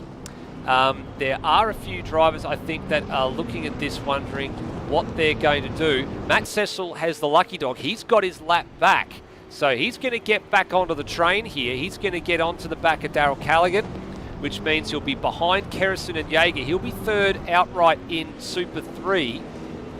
So that's very important for him, but it traps everybody from 16th on down, one lap in arrears. So you're looking in the order. We'll find Rhodey in the order because he's the first man that's one lap down. You can see here, he's caught between Burko. Actually, he's behind Burko, who's... actually, where is Burko in the order? Looking through the list now. He is in 20th, so Burko's actually a lap down too. So between Kai Jones in 6th and Ryan Smith in 7th, you've got this number 7, who is 2 laps down of Steve Burko. You've got the number 010 of Rhodey, who is 1 lap down. So there's going to be traffic to clear here when we go back to green flag. So top half a dozen cars are okay, but it's the next half a dozen that have got some work to do at the restart. And it depends how long this safety car comes out. For last night we saw it for 2 laps, and other times we've seen it for 4. If it stays out for 4, yeah, the top half are pretty much set. because that will bring us to lap 25. But if it comes in this lap or the next lap, yeah, it's really game on for the top 10. Yep. So Brian Walsh coming into the pits here as well. There's been a few drivers take the poison chalice of going into the pits under safety car, especially if you're down the back. So you got Walsh there in 21st, so he's taken the bait. Daryl Callaghan, that's a shock for me. Callaghan has come in from 15th. He's in the lane. There he is, and I'm a bit surprised at that one, Will, because he was, he was in the running order. He was up behind Kerrison in 14th. I mean, he's only losing one spot, so I guess you've got to take that pain. But he might, actually, he'll be okay. Actually, I was about to say he might struggle to get out before the field gets around, but he'll be lucky here. He'll get out and get back to the train because he's bolted softs on. He can, oh well, it won't now because he's got a drive-through penalty for speeding in pit lane, so that will be a problem. And he can only serve that under green flag, so it might have been a good idea, but either too fast entering or too fast exiting, and the radar trap does not lie. So that's after the form team over the last 2 rounds has had an absolute shocker. 1 car out, 1 car last on the lead lap, and to serve a drive-through penalty, and will probably still finish 15th. But not a lot of points coming their way in the team's championship. Yeah, the tides turn pretty quick at Gold Coast here. Yeah, really sucks for that team tonight, but you never know what will happen in the second race. No, that's right. CRE DevOps looking good for some points at the moment. Murrell in 8th and Rutledge in 9th, so they've kept their noses pretty clean. You can see their Murrell's up 6. And then behind them, Rutledge up 2, so they'll take that quite handsomely. Yeah, and being together, they can either work together to move forward or to just be a roadblock and make sure they stay in the top 10. Now, the question, as you rightly pointed out, is when is this safety car going to disappear? So you did see it might take a couple of minutes for it to do a few laps and then get going. Now, the important part of the equation is coming down here. Now, Allison is backing the pack up, so I'd say we're going to get 3 laps of green flag running here. The rule was getting around this corner here and to the ASR bridge, which goes over the circuit, which is right there. You can see there it is, safety cars off in the distance. So this bridge here was the marshalling point to start grabbing control of the field. So Allison's doing the right thing here, making sure that there's a gap. What's interesting, these top 4 drivers on soft tyres, that will be at their limit already. So they were probably praying for another 2 laps under that safety car. They probably were. There's a safety car into pit lane. Here comes this field. So let's see what happens. So, as you said, the top 6, they've got some lap traffic in the way. It'll be an issue here how quickly they can clear that lap traffic. Now, Allison's got to the control line to get going. And here he's going to take them all the way down. I think he's gone. He's gone. So that's very important for him. And there's a stop-go penalty for Kiddis. I don't know what that's for. That probably will be cleared. So Allison into turn 1, and off we go again. Now, what about the lap traffic? Because here we go. You've got Ryan Smith going through. Oh, Allison, I know we just caught away from it. He's gone. Has he lost a tyre? Something's gone wrong. He's lost a tyre, so he hasn't pitted. And now there's chaos. Look at this. Rhodey goes wide. He's got the lap traffic here. We had to cut away from that shot and go back to it quickly. Oh, there's carnage. This will be a safety car. This got to be another safety car. This has got to be another safety car. I think there's all sorts. Yeah, and it is. They're off the racing and it is. Okay. And it is. So there's a safety car that's been called for this one. So we're going to go green-white checker here. But that was very, very strange for Mitchell Allison. So we want to grab this on the old Paint Doctor replay here. So coming into turn 1, what happened here? It went, at what point did it go? It went there. It just went in the middle of the corner. So you're right, he was probably hoping that safety car was going to be a little bit, and the worst tyre is the one that went as well. It's the rears. You need the rears here. You need to lean on them because you need to drive off the corners. So, and then it was stacks on the middle there. What were Higo and Ruin doing? They were trying to avoid, and I think they went a little bit too quickly into the corner. It's going to be really interesting if Kiddis can keep his tyre together for 1 lap. Now he's in the box seat. He's got a soft tyre.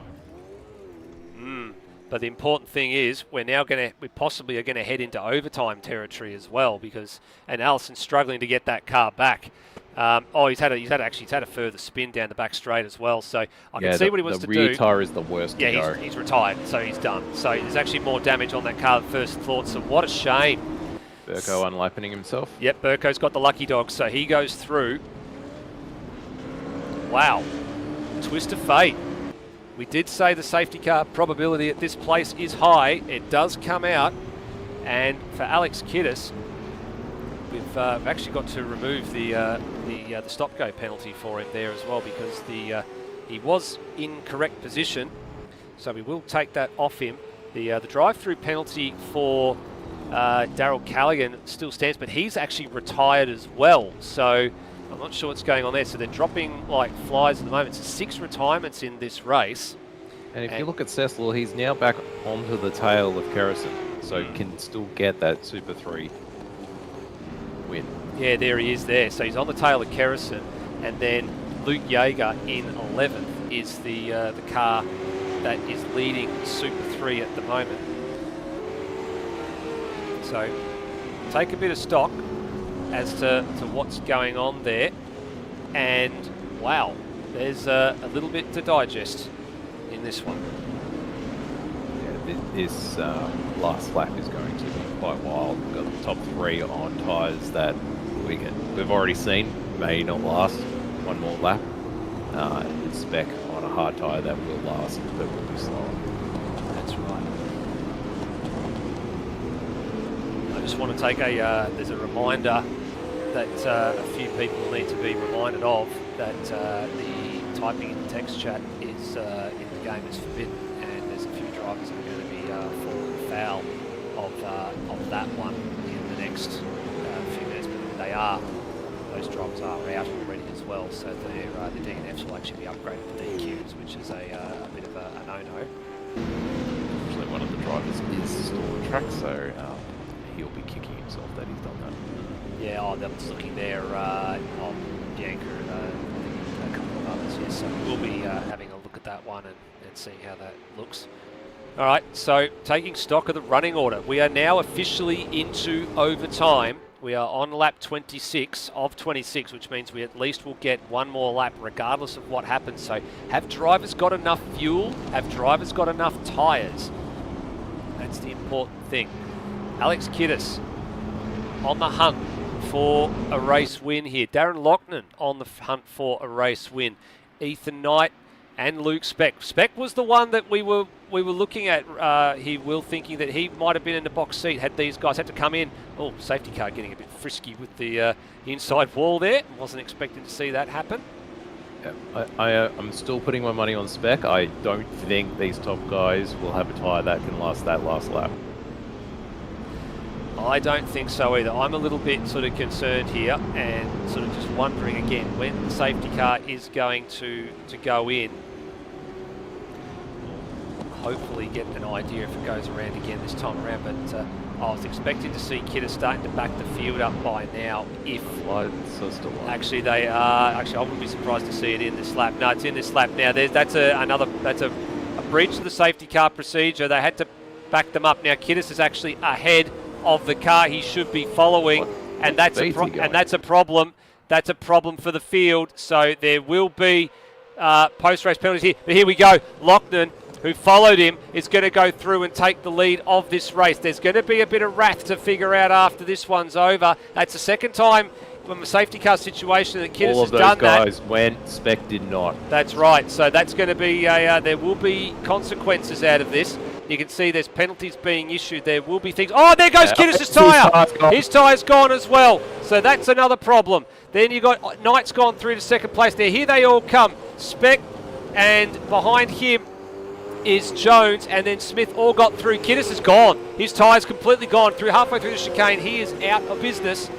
And Speck now, half-hearted lunge, looking down the inside here, a little bit of contact as well. So this is not over yet, folks. We're not going to be able to declare. He's got through. We're not going to be officially able to declare a winner of this race properly because of what's happened in the last final laps or so. Look at Lowell here. He's looking for blood as well. He's looking for blood. So those who are going to cross the line first here, Darren Loughnane will cross the line first here. ahead of Speck and ahead of Knight and Jones and Smith. So we will have to be looking at this one after the fact to work out what has gone on. So at the moment, we are just, what are we seeing there? There's been a lap docked for Darren Loughnane.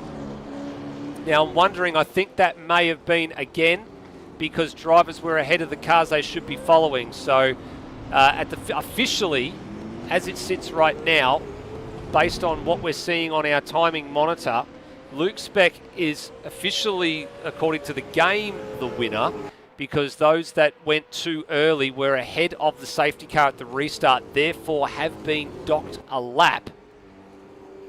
So that's something that we will have had to investigate before and will have to review again.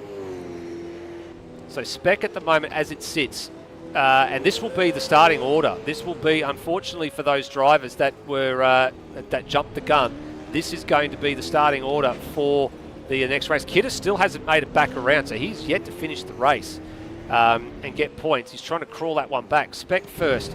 Smith is adjudged to be second according to the game. Kai Jones adjudged to be third according to the game. So that's your podium in Super 2. Then Scott Murrell fourth, 10 spots gained for him. Jacob Palfrey, 12 spots gained for him. All is provisional, of course. Cam Rutledge, sixth for him. Then Darren Kemp in seventh, ahead of Luke Yeager, who's the winner of Super 3. Big old dint in the front of that as well there. Adam Kerrison, second in Super 3, ninth outright, and then Matt Cecil, 10th. So there's a bit to work out with all of this. Darren Loughnane across the line first. He's been classified 16th. Alex Kiddis is currently classified as 11th, but I'm looking for where he is on the circuit, and he's still crawling. He's crawling around the final corner now. He needs to get across the line here because he's out of fuel. I don't know if he's out of fuel or not, but I think he's probably just trying to baby the car home. He's going a little bit quicker now, but we actually need to get a read on where he finishes, because at the moment he hasn't seen the checkered flag. He will in the next few minutes, and that's going to set our finishing order for the next race. And I can see there Lachlan Locke in the chat saying that that's an absolute mess, but it says there, it's kept him in 11th. So now, unfortunately, for a lot of people, that's going to be a bit of a problem because of how things are going to be set for the next race. So we won't be able to diagnose all of that fully until after the night is over, but that's going to take a little bit to dissect. Yeah, and we saw this at Hamilton in the supercars where certain drivers didn't abide by the safety car procedure, and the results were completely changed after the race. Hoping that's not going to be too much of an issue this time around, with only the 3 drivers really driving, but we'll see what happens. That's right. Well, what's your take on that one? Will, what did you read out of that whole entire race up until the safety car came in? It was actually fantastic for the first 20 laps. I was really surprised. I hate to say it, but I was really surprised we got through lap 1 without a safety car. So getting to lap 20 without one, really proud of the guys. But as we know, safety cars breed safety cars, and we had 2 baby safety cars after that. So, it'd be interesting to see if people are frustrated for race 2 and we'll see more, or we'll see much of the same for race 2, with people being a bit more relaxed for the first half of the race. Absolutely. So what we will do here, we're taking a bit of a short pause here. We're going to get a few things together. It's definitely a fair bit of stuff to digest with everything that we've just seen, but safety car probability at the Gold Coast, as it always is rather high, and we can see there what happens when a few drivers do not follow the safety car procedure. You end up in a situation where it becomes quite a nasty situation to decide and to unfold. Yeah, think the rest of the race was pretty clean, so that restart will be pretty much the biggest thing the stewards will look at.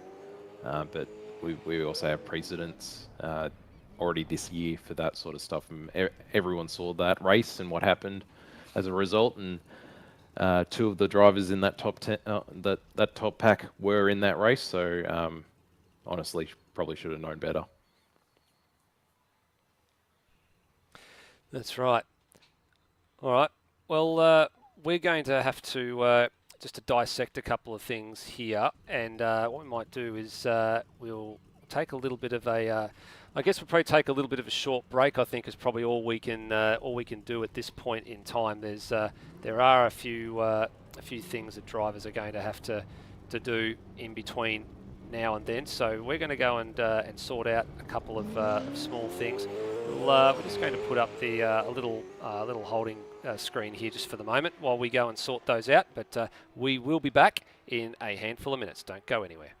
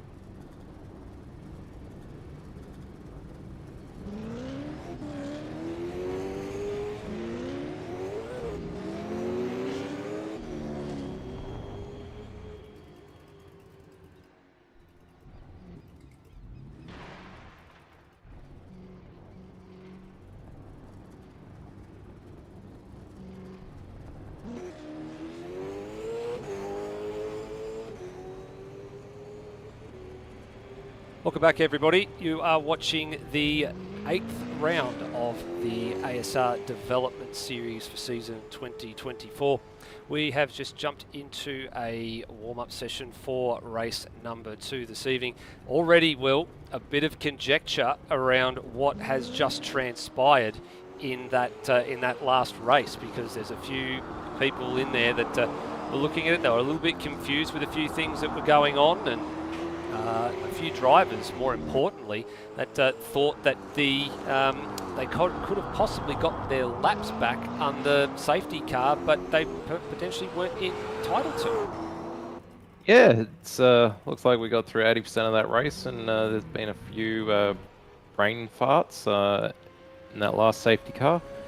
A little bit unfortunate, but yeah, as an admin team, we've decided we'll deal with it after the night and see how that pans out. But yeah, as you mentioned, everyone that basically race 2, everyone will start where the game said they finished in race 1, whether some people agree with that or not.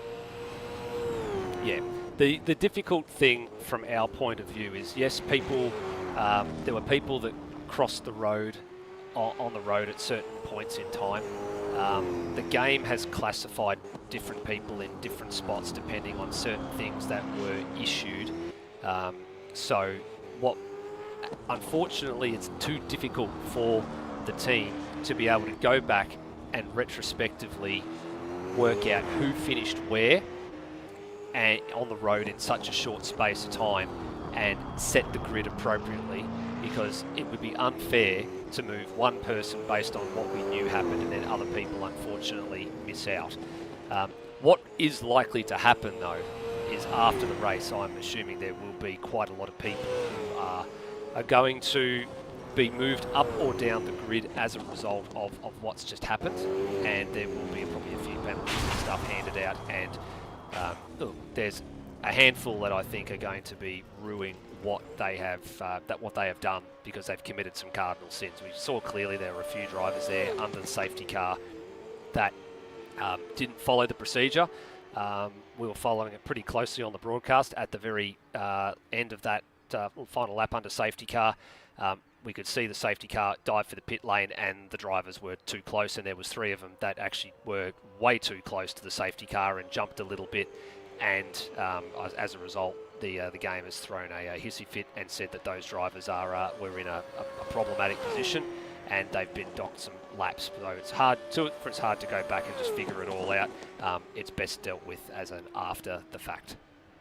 Yeah, and also hearing a few drivers passing under yellow as well. So we'll, as you mentioned, we'll look at it post-race. If people report stuff, then of course we'll look at it, and we encourage people to report stuff. We encourage people to talk about it after race, and if drivers can sort it out themselves, that's great. But if they still disagree, then we have a good FIA adjudicators to look at it for us. That's right, yeah. So there's already a bit of a petition, I think, going for a few drivers that need to sort out their incidents post-race, which of course the drivers do get an opportunity to do. They get to log in and put anything that they would like to be reviewed as an incident post-race, and then they can go and they'll get that fairly entitled. They're entitled to have a fair review, like if someone's nosed them into a wall and not redressed it or something like that, or if it's an accident, then they have the option to do that. But I think the stewards are going to have a rather busy night at some point, probably next week. Yeah, like as I said, the first 80% of that race very clean. But yeah, like it happens in any series, even the main supercar series. If you get a safety car with 1-2 laps to go, everyone's going to go for it. And at this circuit, it's far too easy to do that. So it's not unexpected, but it's also understandable. So yeah, race on, I guess. Race 2 to go. That would probably right.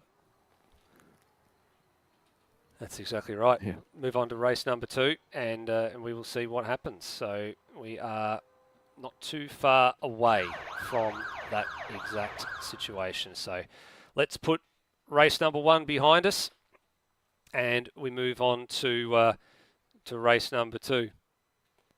Already plenty of drivers in the chat there. A few people in the YouTube chat. Hello to everybody that's running along and keeping track of things at the moment. And it's good to have you along. And yes, some plenty of opinions in there already of cars that were out, cars that shouldn't have done what they did, and a few people thinking that they made a few interesting choices in that one. That as you said, a few drivers were probably hoping the safety car would run a little bit longer and they wouldn't have to invest so much time and energy into looking after their tyres. Unfortunately, that's not how the situation works. Sometimes you've got to look after the rubber a little bit more. And I'm expecting, Will Devenish, to see a lot more drivers starting on the harder rubber for this one. Oh yes, it worked out for Spec and it worked out for Ryan, so I think, yeah, a lot of drivers will be doing that. All right, so the order will look a little bit different to how they crossed the start-finish line after this one, so in the first race. So let's run through it. So as the game declared the drivers as they crossed the line there. Oh, I was about to say it. Did someone just exit back to the pits or lose a thing there? So Luke Speck currently in position 1, heading down to the hairpin. Second for Ryan Smith, SS Team Victoria entry. That was a bit of a moment there, I think. Kai Jones in third. Then behind them, it'll be Scott Murrell starting out of 4th place, alongside Jacob Palfrey in 5th. Then Cam Rutledge is starting 6th for this one. Then you go back to Darren Kemp. Now, that's actually the first time, I think, in quite some time that Darren Kemp has actually finished a race ahead of his teammate this season. So that's a bit of a rarity for the PCS Mustang crew. Luke Yeager, who was first overall in Super 3, 8th outright on the road. That's a mega effort from him. Well done. Oh, yeah. Adam Kerrison in 9th, and then Matt Cecil in 10th. So that's actually an interesting little battle to watch out for in the next couple of laps, I'd say. Alex Kiddis starting in 11th. Rhodey starting in 12th. Then his teammate just behind him in 13th. That's Cracker, or AKA Michael McDonald. Nathan Higginson in 14th, and he was one of the drivers that was caught in the wars in race 1. Ruin was the one that got rear-ended by Higo, I think, slightly as part of that concertina effect when Allison's tyres went pop. Darren Lockman, who crossed the line in a high finishing position. I think he was actually first on the road in that last race, but the game has declared him 16th again. That is going to be something that will have to be dealt with in post. Ethan Knight, 17th, ahead of Brian Walsh in the BCR by THR Sim Sports. That's the Mark Davey machine. He's a substitute for tonight. Steve Burko starting 19th on the hard tyre. Mitchell Steele Allison had to get one of them in. He's starting 20th on the hard tyre. We don't know what his pace is going to be like, but we definitely know he's rapid around here. That's the important thing for him. Then we get to 21st, Darryl Callaghan. His retirement was quite unexpected, actually. Didn't quite see what happened to him. Glenn Miles, 22nd. Teammate to Callaghan behind him, Damon McDonald in the second of the Paint Doctor Mustangs. They have got a lot of work to do. These are all the retirements, by the way. Angus Brown, he had a big incident. Melody Smith and Bianca. So they are your 26 drivers.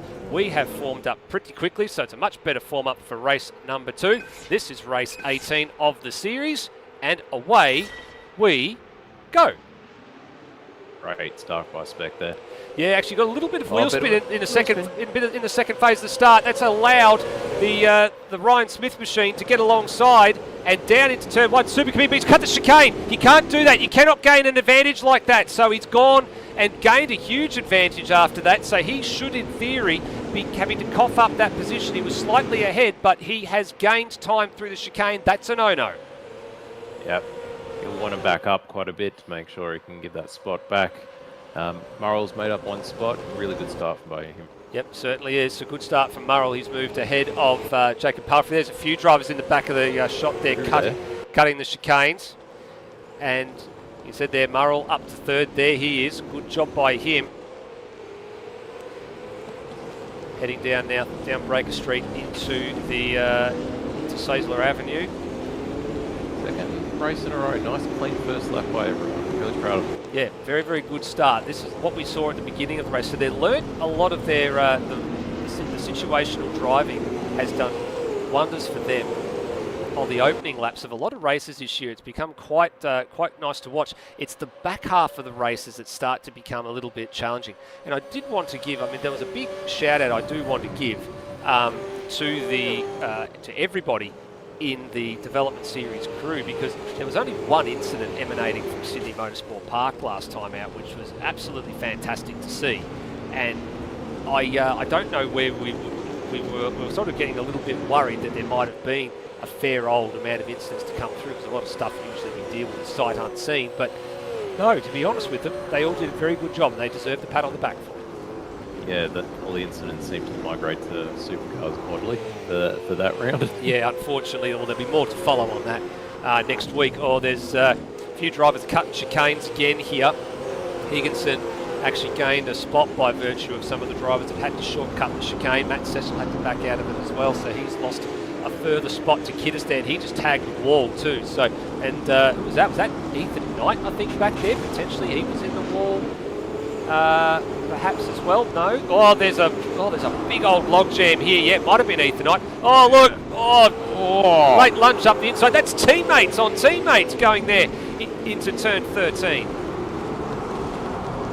Yeah, it looked like Cracker was in the middle of the road there, and two cars wanted to go down the side of him with only one car space. Yeah, that was ruined getting down the inside of his teammate would be for the night at the moment. That was almost like a Dustin Martin. Don't argue, just get down the inside, shove your teammate out the way. I want the spot, thank you very much.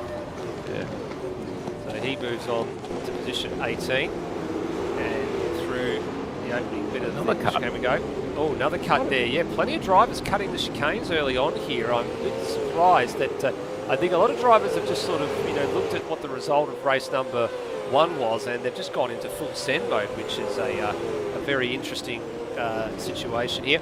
This will be the game of chicken here very quickly as all ruined. He's made a right hash of that, and Burko's going to be all over him here, heading up to the next turn, which goes to the left, and got to leave a bit of room here. Burko very cautious. Now all these guys are on the hard tyre too.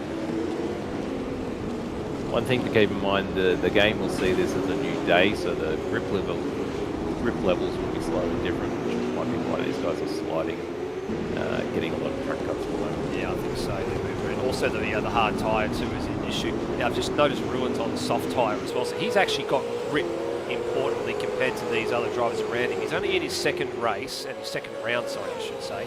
So a little bit more of inexperience, but he's got a soft tyre which is a lot faster. He'll have to stop again, but a lot of drivers around him have actually got harder tyres on. There we go. There's a change of position about to happen here. Looks like Luke Yeager's under attack from Alex Kiddis. Now, this is smart. I would let Kiddis go. He opened the door. Just let him go here, clear it, tuck in behind, because there's nothing to be fought or argued at this early stage here, because your worry is you're driving behind in Matt Cecil, who is the next car that you need to be really and truly concerned with. Kerrison's fallen down the order a bit here, so he's lost out of this group. But then you've got Darren Lognan, who's coming through the field, so he's sitting there in, 12th spot at the moment. 14.3 last time around, so as he negotiates the traffic, he's got a bit of work to do, but he's flying at the moment. Mitchell Allison in 20th. He hasn't made a huge amount of time. In fact, he's actually he's caught up in the battle royal. Behind, he's just hit the wall. So he was caught up in this right royal heavyweight slugfest over the back end of the top 20. He gets past there's a yellow flag here too. Oh, there we go. That's the reason why. And Cracker nose around, and there was a cigarette paper's width, I reckon, between disaster there and whatever was going on for Cracker. Let's have a look at the old paint doctor replay. Let's see what that reveals about the plight of car number 64. I'm sure it's going to give us a rather good insight to what's going on. Well, whatever it is, he's done it all on his own. And flip this curb on the exit, it really turns the car around. He's sort of gassed it up a bit early anyway. And he's held the brake there. Oh, goodness me. Rhodey and Allison there as well. And then, that's just doing some more damage there, isn't it? Backing up and hitting the wall like that. The thing here with Mitchell is race 1, he was all by himself for the whole race. Now he's around a lot of drivers. So so it might be a bit of a struggle to get past people, not knowing how they're going to react with having cars in front of you instead of just being out in front for the whole race. Yeah, that's right. I've also noticed just Adam Kerrison was in a warm beach chicane as well when we were returning to live pictures there from the replay. So already the Gold Coast Street Circuit, aka Surfers Paradise Street Circuit. It's not a paradise for a lot of people at the moment. And noticing Angus Brown in a bit of a world of hurt for the second time here. He's got tyre dramas again and got to wait very patiently here for all these cars to go through before he can grab reverse. Oh, I know he had to get reverse at that point, but for Brian Walsh, I think that was a little bit lazy. He could have been a little bit closer to the apex of the corner. He didn't need to run into the Bottle-O machine, who's now coming to the lane. Yeah, big old lock up there on the front left. And I wouldn't be surprised if he gets done for pit lane speeding there. That's very quick entering. Yeah. Kiddis, Kemp and Cecil having a nice little ding-dong battle here as well. Yep, so Kiddis has moved up to 8th ahead of Kemp, and then Cecil in 10th. So he's actually passed Luke Yeager on the last tour as well. Oh, no, Kiddis, that's not right. He's gone too deep, and he's going to cough up some spots there as well. So plenty of mistakes going on here. Here comes the Paint Doctor pair, or one of the Paint Doctor pair gets through. That's Damon McDonald.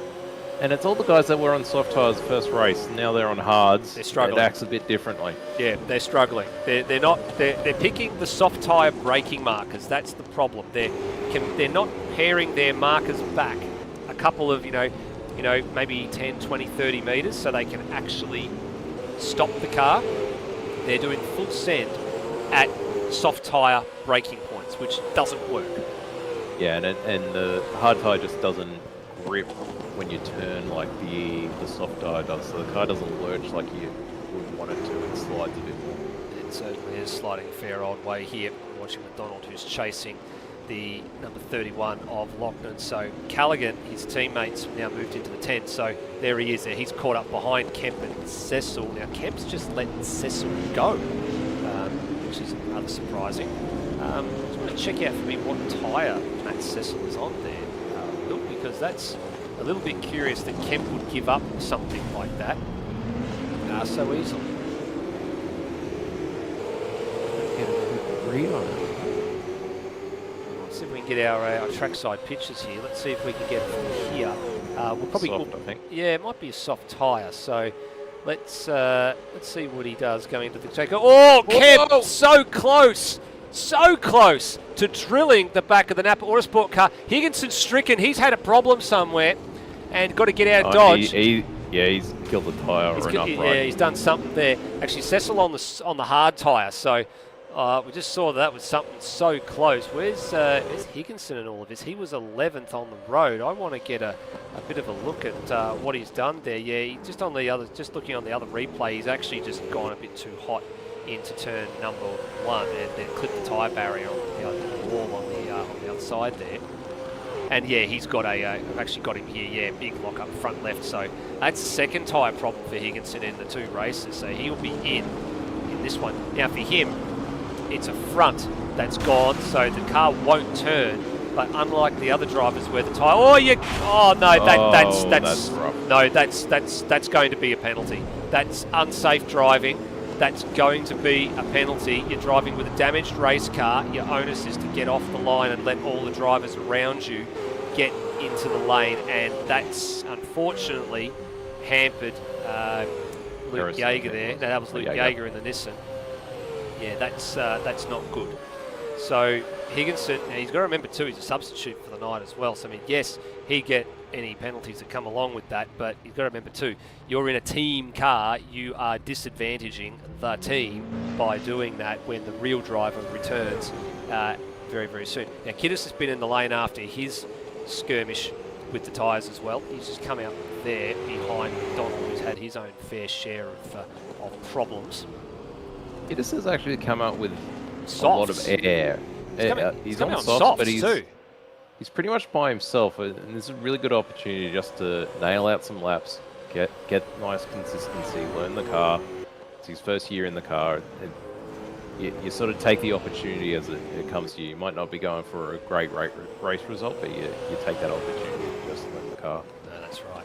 So now for Cracker, he's actually defending quite heavily here, so Kiddis has got to be rather careful if he wants to try and execute a pass. Now, there's a tyre, I know there's not a tyre, there is a tyre disparity. The compounds are the same, but they are, it's a set of used 9-lap softs versus a set of brand new softs for Kiddis. There you are, white sidewall tyres there, white sidewall tyres on the car behind. So there'll be no risk of tyres popping in this one for Alex Kiddis at the death. The softs really don't go off until about lap 16, so they will be pretty close, but Kiddis does have a bit more race pace. Here we go. Oh, there's a bit of paint exchange there as well. This is getting rather willing, and now and McDonald. That's a rather cheeky. That's a rather aggressive change of direction there, and now Kiddis has gone through. Yes, so yeah, got it done. So I was actually a little bit surprised at how aggressively Kiddis got through. Now that actually wasn't for position. That was for Kiddis to unlap himself from McDonald. So McDonald had every right to sort of held his ground. He might be in a bit of trouble there then. No. If it was position, yeah, it was a very willing battle. But yeah, if you're trying to unlap yourself, you should do it without having to touch someone. That's exactly right. So a bit of lap traffic here. Bianca getting out of the way of the race leader. So Luke Speck had lost the race lead to Ryan Smith. And the margin just went down a touch there in the last couple of moments as a result of that. Big fastest lap for Burko. That's substantially quicker than Ryan Smith's fastest lap at an 11.8. Smith's last time around was a 12.1 and Speck actually a 12.9, but he's going to probably start to try and come back at Smith over the next couple of laps or so. But that's a rapid pace from Burko. Just keep in mind, again, these top guys, they need to save a little bit of fuel. So, yeah, the first half of the race, they'll be slow. Yep. Oh, no, there's a major incident! Major incident up the back straight. Higginson involved. Mitchell Steele Allison involved. I think Kemp might have been involved as well. How that's not a safety car, I will not know. But that was... We're just catching the tail end of that because I was flicking through the cameras and I went to see what was going on. Higginson's now got himself a penalty for track cuts. So that's... unfortunately, a situation there. But I wanted to have a look at this because I was flicking through the cameras and I noticed that Allison was making some good pace. He'd caught up to the back of Kemp in the number 4 machine. Keep in mind, he goes a lap down. And Higginson's a lap down here, so you've got to be careful too. Now, there was a rule that was made about the 150 board. Now, what happened here? A bit of bumping and running there. Oh, we couldn't really see it from that angle. It's very difficult. Like he's bounced off the... It's very difficult to see, yeah. It's almost like there's... that's a better angle of the incident. Because there's a hump there. There's a hump in the road. It's unstable him. Higginson's lost it. So he'd lost it over the hump because he was on the wrong side of the road and speared across the front there and did himself the damage. So that's a scary moment. Yeah, so for the viewers, there's a hump there that you almost get wheel spin when you go over it. So if you get hit the right way, when you're over it, you're going to get wheel spin and spin like Higo did right there. Yeah, so he's hit the hump, and then the hump has sort of pushed him into Allison, who was a bit too close to him. So that one, I think, is probably going to end up as from that angle, from the early angles of that one, probably wouldn't be surprised to see that ruled a racing incident. But for Allison, he's got some good pace at the moment, up to 12th, looking at 11th. Then there's Kai Jones just up the road in 10th. So top 10, not impossible here for Allison. In fact, I would go so far as to say where he is at the moment, realistically, he could probably get all the way up to about 9th by the end of this race with his pace, depending if there's a few drivers ahead that are a bit tight on fuel or have got the soft tyre and need to stop. He might gain a couple more. It does look like Kemp took a while to warm up the race too, but he's now in full swing, so he's lapping well, but he does have faster guys behind him. Yeah, he certainly he's gone a bit deep there, and that's opened the door. That's opened the door for Allison. Now this will be a drag race up to the braking point for the chicane, and Kemp actually decides very early that he wants absolutely no peace in that little flip-flop on the back straight, what he saw happen to Higginson a few minutes ago. So he pulls out of it. Oh, and we had a moment there in the back part of that section as well. So lap traffic starting to be a factor here. So that car's been going slow for the last 3 laps. So I'm wondering if there's something else wrong with that car. Which car are you looking at there? Well, the Logitech one, sorry. The Adam Kerrison one, yeah. So he is currently a lap down to the race lead. I think he's actually been through the lane as well, so he's put himself a lap down in that situation. So if we go and have a look, there's a little pack that's about to form in the next few minutes. And Callaghan here, a 13.9 last time around, mega drive from him. Burko's just gone past Matt Cecil, and he just did a 13.5 versus Callaghan's 13.9. So he's got some pace at the moment in the number 7 machine, and he's very much springing himself into contention for potentially a top 5 result here. If he clears Callaghan, it's about 6 or so seconds to Rutledge, but I'd expect Burko at the pace he's got at the moment to probably mow that advantage down quite substantially as he gets rather airborne over those curbs. And he's making up so much ground at the moment over Callaghan as a new fastest lap from Ryan Smith emerges on board. He takes that back from Burko's on soft tyres versus Callaghan's hard. Nope, no, yellow, both hard. Yeah, both hard. Yellow sidewall tyres on that car from what we can see from the broadcast pictures. As a penalty for Glenn Miles, probably for track infringements there. I had seen him touring around. So, Paint Doctor cars have managed to find their way from the lower ranks of the 20 into the top 10, actually both into the top 8 quite comfortably here. One of them possibly is about to be demoted a position in the next few moments or so. Then there's Darren Lochner now. He's just cleared Matt Cecil as well. So there he is, catching up to 8th place. Again, good drive from him, having started where the game placed him in 16th. 8 spots gained. His last lap there, 13.6. The guys ahead of him, though, 13.4 and 12.1. So got a bit of work to do to play some more catch-up. He's actually taken a little bit of the Ethan Knight line sort of through there. He got very close to the tyre barriers there as well. Cecil's now by himself. Next contender's got a good 3 cars between him. Yeah, so he's actually quite a bit of a gap. Yeah, Cecil and then Jones, and then Allison and Higginson was a lap down anyway. It's part of that trio. So Cecil has redeemed himself in this race. He's up to 9th on the road and going to extend his margin in the point standings in Super 3. Here goes Burko. So this is about to be, I'd say, a pass for position number 6 in the next few seconds or so. And Callaghan moves over, defends the line. That's all fine. Nothing wrong there. Burko's got it locked up. Burko's got it locked up. Yeah, it was at. That was a hair-raising moment. We caught that one at the right time, and the safety car called as a result of that. So that was Bianca into the wall. So those on soft, there's a perfect time. It's mid-race. Yeah. I'll dive in and get that done. So Burko stays in 7th and had to settle for that one there. So yeah, what happens here?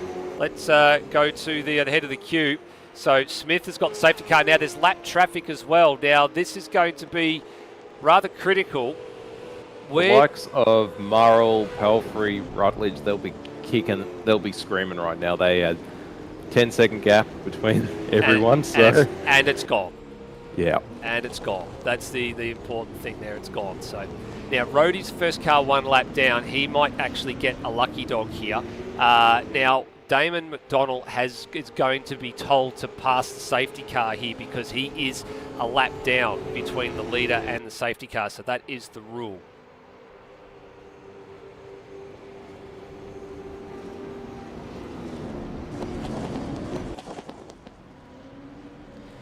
So as I go through the chicane here, and there he goes. He's told to go.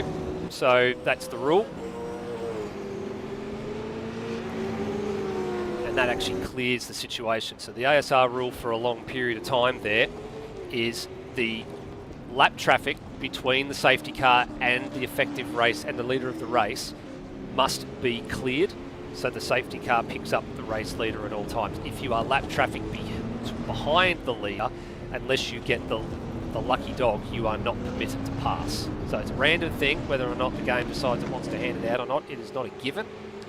The only situation where drivers that are lap down are allowed to unlap themselves outside that situation is typically in a Bathurst or an Endurance Cup situation where you will be given permission to unlap yourself when safe to do so. But have a look at this, Will. This is the problem here. So you've got the race leader, Ryan Smith. He's got an insurance policy at the minute because he has Rhodey, who's in 15th and 1 lap down. Then he has Angus Brown, who's in 20th and 2 laps down between himself and the next car, which is Luke Speck. Speck himself has got Cracker, who is 21st and 2 laps down between him and the next car of Scott Murrell. And then Palfrey's had a rather quiet run, and he is directly behind Murrell, so that gap has been erased. Then Burko's gone up to 5th, and I think that's purely because we've seen Rutledge and Callaghan both pit under the safety car, so that's elevated him up. So Burko's now to 5th, Loughnane to 6th, and Cecil 7th, and then you've got Jones in 8th, and then Kemp and Jaeger are the two here. There's Kemp, and then Jaeger coming through here, who is 10th. Allison pitted as well in all of that kerfuffle as well. Now, I actually think this is a masterstroke from Allison. He's probably gone to the soft tyre and hoping to get probably a decent 5 or 6 or 7 laps under the safety car here. Let's actually see what he's up to now. He's in the lane. He might actually have a little bit of damage here as well. He'll only lose 1 or 2. Oh, he was running 11, so he was running 11. 3 spots, not too much. But what are the Paint Doctor cars done? That's the bit that I'm interested in. So we're going to see what they're up to now. Yeah, soft tyre for Callaghan. So that they both have. And McDonald, I didn't get a good angle on that read on that one there. It'll happen through here. He might, is he still on a hard? It's a bit hard to see from this angle. He was running No, 7th, he's yellow. And He's got the hard tyre. So I think that's a strategy miscue there for McDonald. I would have thought he would have been better off going on a soft tyre if indeed he has stopped, but we'll see what happens. Allison's gotten out ahead of the safety car, so that's a lucky break for him. Unfortunately, he is, well, at the moment he's a better part of, almost a full lap behind the race leader, who's coming down to turn number 1 as Allison's exiting 4. But he'll be right. Yeah, he'll be fine. The big thing for McDonald is for Allison is I'm just looking through the field to see where he is related to other cars. Melody Smith is 1 lap down, and then you've got between the Paint Doctor pair here and Mitchell Allison, you'll have Glenn Miles in the Scuderia Alitalia machine behind. Then you'll have Melody Smith in the Nissan, and then Allison on soft set of tyres. So, but these two are on the soft, or at least Callaghan is on the soft. McDonald is on the hard. So McDonald will take a bit of time to warm up here. Keep in mind what happens in the next few minutes will set the outcome of this race. Ooh. They're always getting tight to the safety car at that point. Looks like Ryan might be starting to control the field, so we might see the safety car coming into the Yeah, well, the safety car restart point is, or where you need to start getting control of the field is at the ASR bridge here. But it's if it's a bit too close to the car, then it means it's not coming in. And at this stage, I'd say that's correct. The warning's just gone out to the drivers on the race radio to remind them what the safety car procedure is and when they need to adhere to it. Yeah, we're going around again. Now, from memory, Damon was behind the safety car when it came out, so that's probably why he's still on the hard tyre. Because if he had pitted that lap to put softs on, he would have gone a lap down again. Yeah, that's right. Now, if I would have thought he would have been probably just better off staying where he was. Now, one of the things I think I was talking to fellow Supercars commentator who's second in the queue here, but he's a lap down, Benjamin Rhodey Rhodes, before the race, and he had actually said that from what was deduced the other night in the practice sessions, that track position was king in a lot of these cases. So even if you got that sort of mid to late race safety car and you were on a tyre that you know you could make it to the end and you obviously could fuel save under the safety car, you should have stayed where you were, and that would have been a much better outcome. So for McDonald, I think he's missed a trick there. Probably should have stayed on the harder tyre and taken the track position. Yeah, I agree with that. As we found the other night, you could have very worn hards, and with someone with fresh softs, it's very hard. It's still very hard to get past someone. It's really only the hairpin you've got the opportunity for. Everywhere else, the tyres sort of still match each other. Yeah, and down here into the Breaker Street turn at turn number 11, there as well is the only other real possible passing move. There's a slope point on the circuit. Yeah, because just left the race. Yeah, she's retired from the race. And Ethan Knight as well, so that's a big shock. So okay, we're pulling up the field now. Yep, didn't quite see what had happened to Ethan Knight after all of this. So here we go. Race restart with 6 laps remaining. Some lap traffic in the way. Smith doing a fairly good job here of controlling the restart. Looks like they're roughly doing about sort of the 70 odd K an hour mark. And we are waiting to see what goes on here. We will be expecting to see a penalty flash up for Damon McDonald being given the green light to pass the safety car and a bunch of others. So those penalties are going to be cleared, and then we will go back to racing. And he's gone. And away we go. Oh, really good jump from Smith there. He has jumped away very, very nicely, and already Spec has cleared one of the cars in the lap queue. Cleared that one there. There's more penalties that are sort of being thrown out by the game here. I'm wondering if Cracker got one there for a potential track limits infringement, maybe at the first part of the turn there. I'm not quite 100% sure, but Spec has now cleared Rhodey in that queue, and we are back underway again. Very much a logjam here. Look at this. There's a huge logjam. As Spec gets in there, there's a massive logjam going on there. Yeah, more penalties for Cracker. I'm not sure what's going on for him there. I just need to have a bit of a look and see what is actually happening with Cecil. Well, Cecil's had a moment. He's almost ended up in the fence there.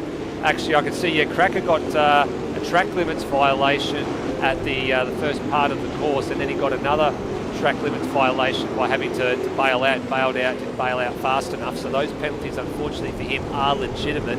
He will have to serve them. Cecil now gets down the inside of the 64, who will have to come to the lane to serve those penalties. Oh, what's about to say, I was having a look at the second screen there. There's with Cracker having to negotiate some traffic, there was a bit of a checkup. I think he was trying to get to pit lane, and there were cars there were cars all the way around him. No, it's Kempy's got his blood. Yeah, he couldn't get down to pit lane there. Smith is gone. Smith has checked out. So too has Spec. Murrell is the next one in the queue. He's also managed to clear Rhodey in this sequence of things here. Palfrey fourth. He's the next one, with Burko really starting to range up onto his hammer. And Burko caught up so much ground through the chicane as well. He'll get ready. Oh, look at that, cut down right in front. Is he going to go the long way around here? No, there's no way you're going to do that. But that was a very ballsy move coming out of the chicane. And there's been a major incident. I think Alex Kiddis has had a spin, and he has. And there's multiple cars involved here heading down into the chicane. Oh, there's...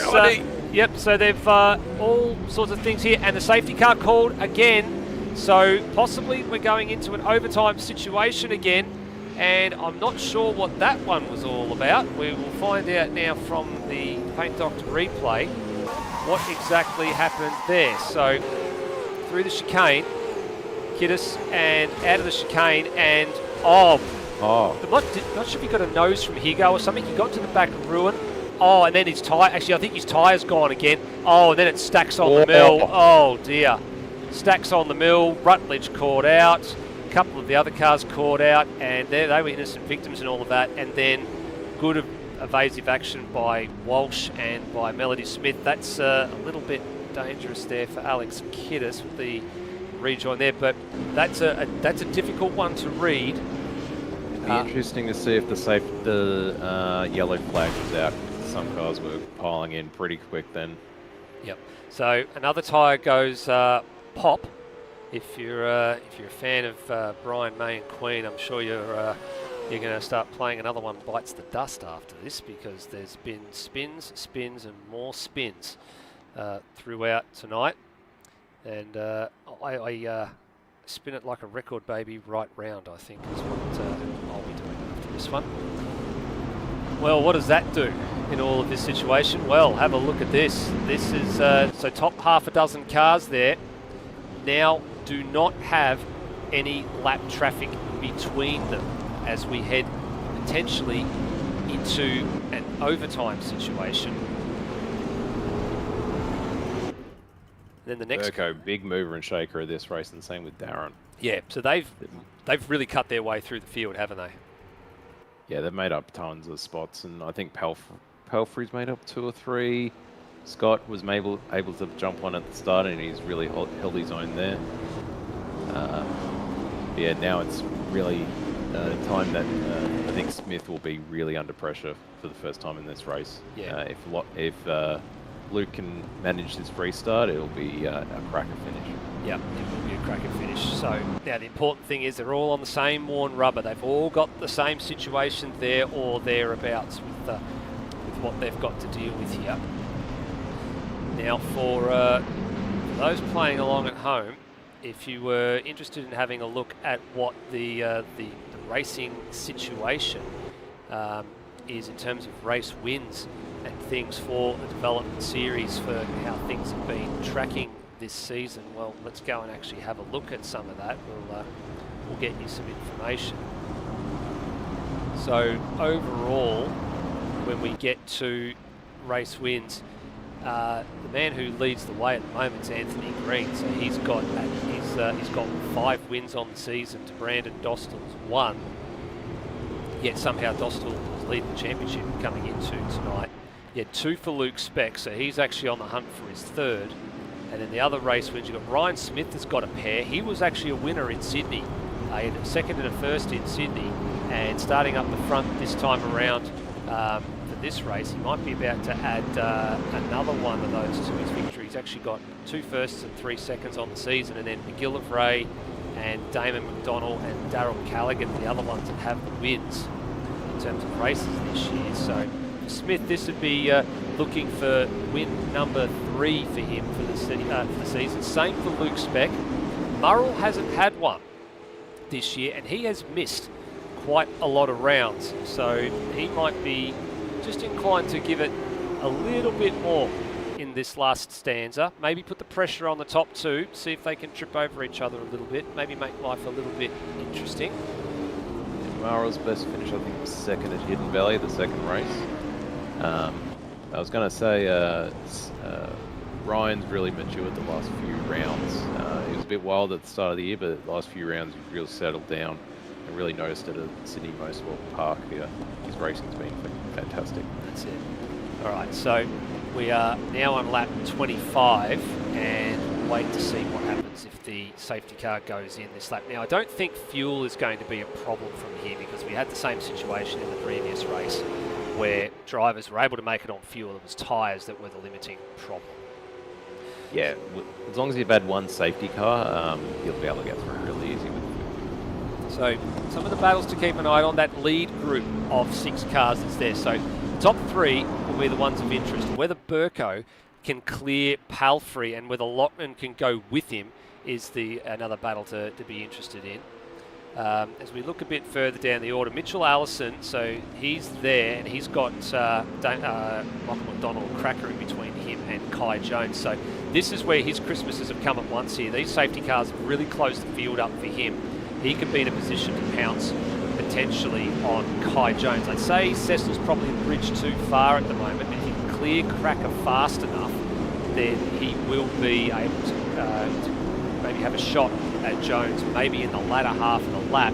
Now, has Smith got control of this field, or are we going back to another lap? No, he's got control of the field. We've got control of the field. So, 1 lap dash. No overtime this time. We are set for a grandstand finish here. So, let's see what happens. Smith has led the majority of the race. The man behind him has been trying to mow him down, but hasn't quite got there. Is he awake? at the restart here, or is he going to be asleep at the wheel? What's going to go on? Smith has got the jump on most of the occasions so far. He's got to go now, and he goes, and he's got the jump, and you can see there a little bit of sleepiness from Luke Speck. He's definitely lost a bit of ground there at the restart. You don't want to do that. You need to have a nice tight pack for a restart. Smith will have the edge here. He will be protected into turn number 4, and that's a crucial passing point checked off the list. Job done. Now the next one comes at turn number 11, down at the end of the back straight. Yeah, we'll see how committed Speck is if he can really nail this chicane. Back straight's the last real opportunity he's got. Yeah, so Smith through the chicane. Burko is going to try and line his opportunity up. He wants Palfrey. He wants a 4th place here. He potentially might try and line it up here. He's going to do Going it. through a thing. No, No. not close enough. Can't throw it up the inside there. So the top 6 are checked out. Ready. Oh, someone down the escape road. I think that might have been Angus Brown down the escape road at the end of the back straight. So Smith has got the win in the pocket at the moment. It's his to lose. Burko can't throw anything up the inside here. So top 6 are virtually going to be as they were. No doubts about who the race winner of this one's going to be. No post-stewards inquiry this time around. It's Ryan Smith, his 3rd race win of the season, moving him up the standings quite nicely. The SES Team Victoria entry gets the job done ahead of Luke Speck and Scott Murrell. Palfrey, Burko and Loughnane, the next group of cars. Matt Cecil gets 7th place. Mitchell, what was that at the end of the race there? That was rather interesting. Oh, and then, Murrell's come to a complete dead stop. That's, I don't know what he's doing there. Is he out of fuel? He might be out of fuel, yeah. Might be out of fuel. And yeah, out of fuel, there you go. Cecil 7th. 8th went to Allison, so he did get past the lap traffic at the end of the day. He did get past Kai Jones, so that's a good recovery for Allison, but if only what could have been. He could have been a race winner in ASR for the very first time if things had gone according to plan for him in race number 1. Jones finished 9th, and then Damon McDonald, actually, despite that situation where he was well off the back of the pack and should have zigged when he should have zagged, he's finished in 10th. He's actually finished ahead of Rutledge, Kemp and Callahan. Rutledge was one of the unlucky parties caught up in the Alex Kiddis incident in that second safety car situation. Yeah, I was surprised his car was still going after that. Yeah, I'm surprised they didn't have to come to the lane and get some damage repair after that. So he was 11th, and then Kemp, and then Callaghan, sorry, he's going to keep telling me off if I don't pronounce it properly. Callaghan 13th. Jaeger was 14th. He was 2nd outright in Super 3. And Brody was 15th, and he was 3rd outright in Super 3 after all of that. But that's a mess. That first race was a mess. The 2 safety cars were a bit of a mess. And, well, there's going to be a lot to dissect after that one, I think. Some really notable performances in there. I think I would sort of single out Jacob Palfrey there, Will Devonish, as someone who's been a bit of a quiet achiever tonight. Yeah, he kept to himself, he kept it clean, and that's what you actually need around here, and it paid dividends, what, a 6th and a 5th, so I think he'll be really proud of himself for that. I'd also say Murrell, he kept his nose clean. He wasn't actually, he'll kill me for saying this, he wasn't very fast, but he was consistent, and that's what you needed around this place. Yeah, he had the street smarts, I think, is what you could probably call it there, as the correct terminology. To be in the right spots at the right time and taking advantage of things. To be honest, I expected a few better performances from Ethan Knight and Nathan Higginson. I'm actually genuinely surprised at how their nights have gone. But you know, a lot of the things we probably haven't seen probably might have contributed to some of those things. So we'll wait and see how all that pans out after the stewards' inquiries things are all done. Yeah, oddly enough, I'm going to say I actually expected more from Speck and Ryan, even though they finished up the pointy end. They were killing it in practice. But yeah, in the race, they either were going 9/10ths, which they should be doing, or racing around people is just a bit of an Achilles heel for them. That's right. Yeah, so apart from that, what we are going to do is we're not going to do any broadcast interviews tonight. There's been there's probably a bit of a decision made, I think, that with what sort of transpired and the fact that we really can't determine what has transpired properly in race 1 until we all sit down and figure out what's going on. we probably best to leave that alone until another point in time when we can actually probably clarify what exactly has gone on. And to be fair to all the other drivers, it's I think they'll probably understand that, we can interview people based on what has actually happened in race 2, but it's not fair to those in race 1 because we just simply don't know the result. Yeah. Admittedly, like, we've been pretty harsh for the guys in race 1. I don't want anyone to think that the penalties are going to be really harsh for that. It's if we look back on the supercars race that had similar outcomes, the penalty, if it is determined, is pretty light. Yeah, once we review, we'll post the results. And even though we're saying there'll be a lot of change, it will probably be relatively minimal. Yes, agreed. Well, what we might do is we will end the broadcast there. So big thank you to Will Devenish for jumping in tonight. His debut, we actually should have pointed that out a bit early. His debut in commentary here in ASR. Did a fine job from my point of view. So thank you very much for jumping in at short notice. I'm not sure if we'll see you next time out or we'll see one of the other mighty people that are putting their hand up. But commendable job on your first attempt. Thank you, Steve. It's been a fun night. Well, it's been a fun night for some, been a bit of a messy night for others. It's going to be a bit of a messy night for the stewards as well, I think. So for everybody at home, thank you very much for watching. Please tune in here next time, in a week's time actually, for the main series, the supercars as they pound around the streets of the Gold Coast. Until next time, it's drive safely and we'll see you then. Bye for now.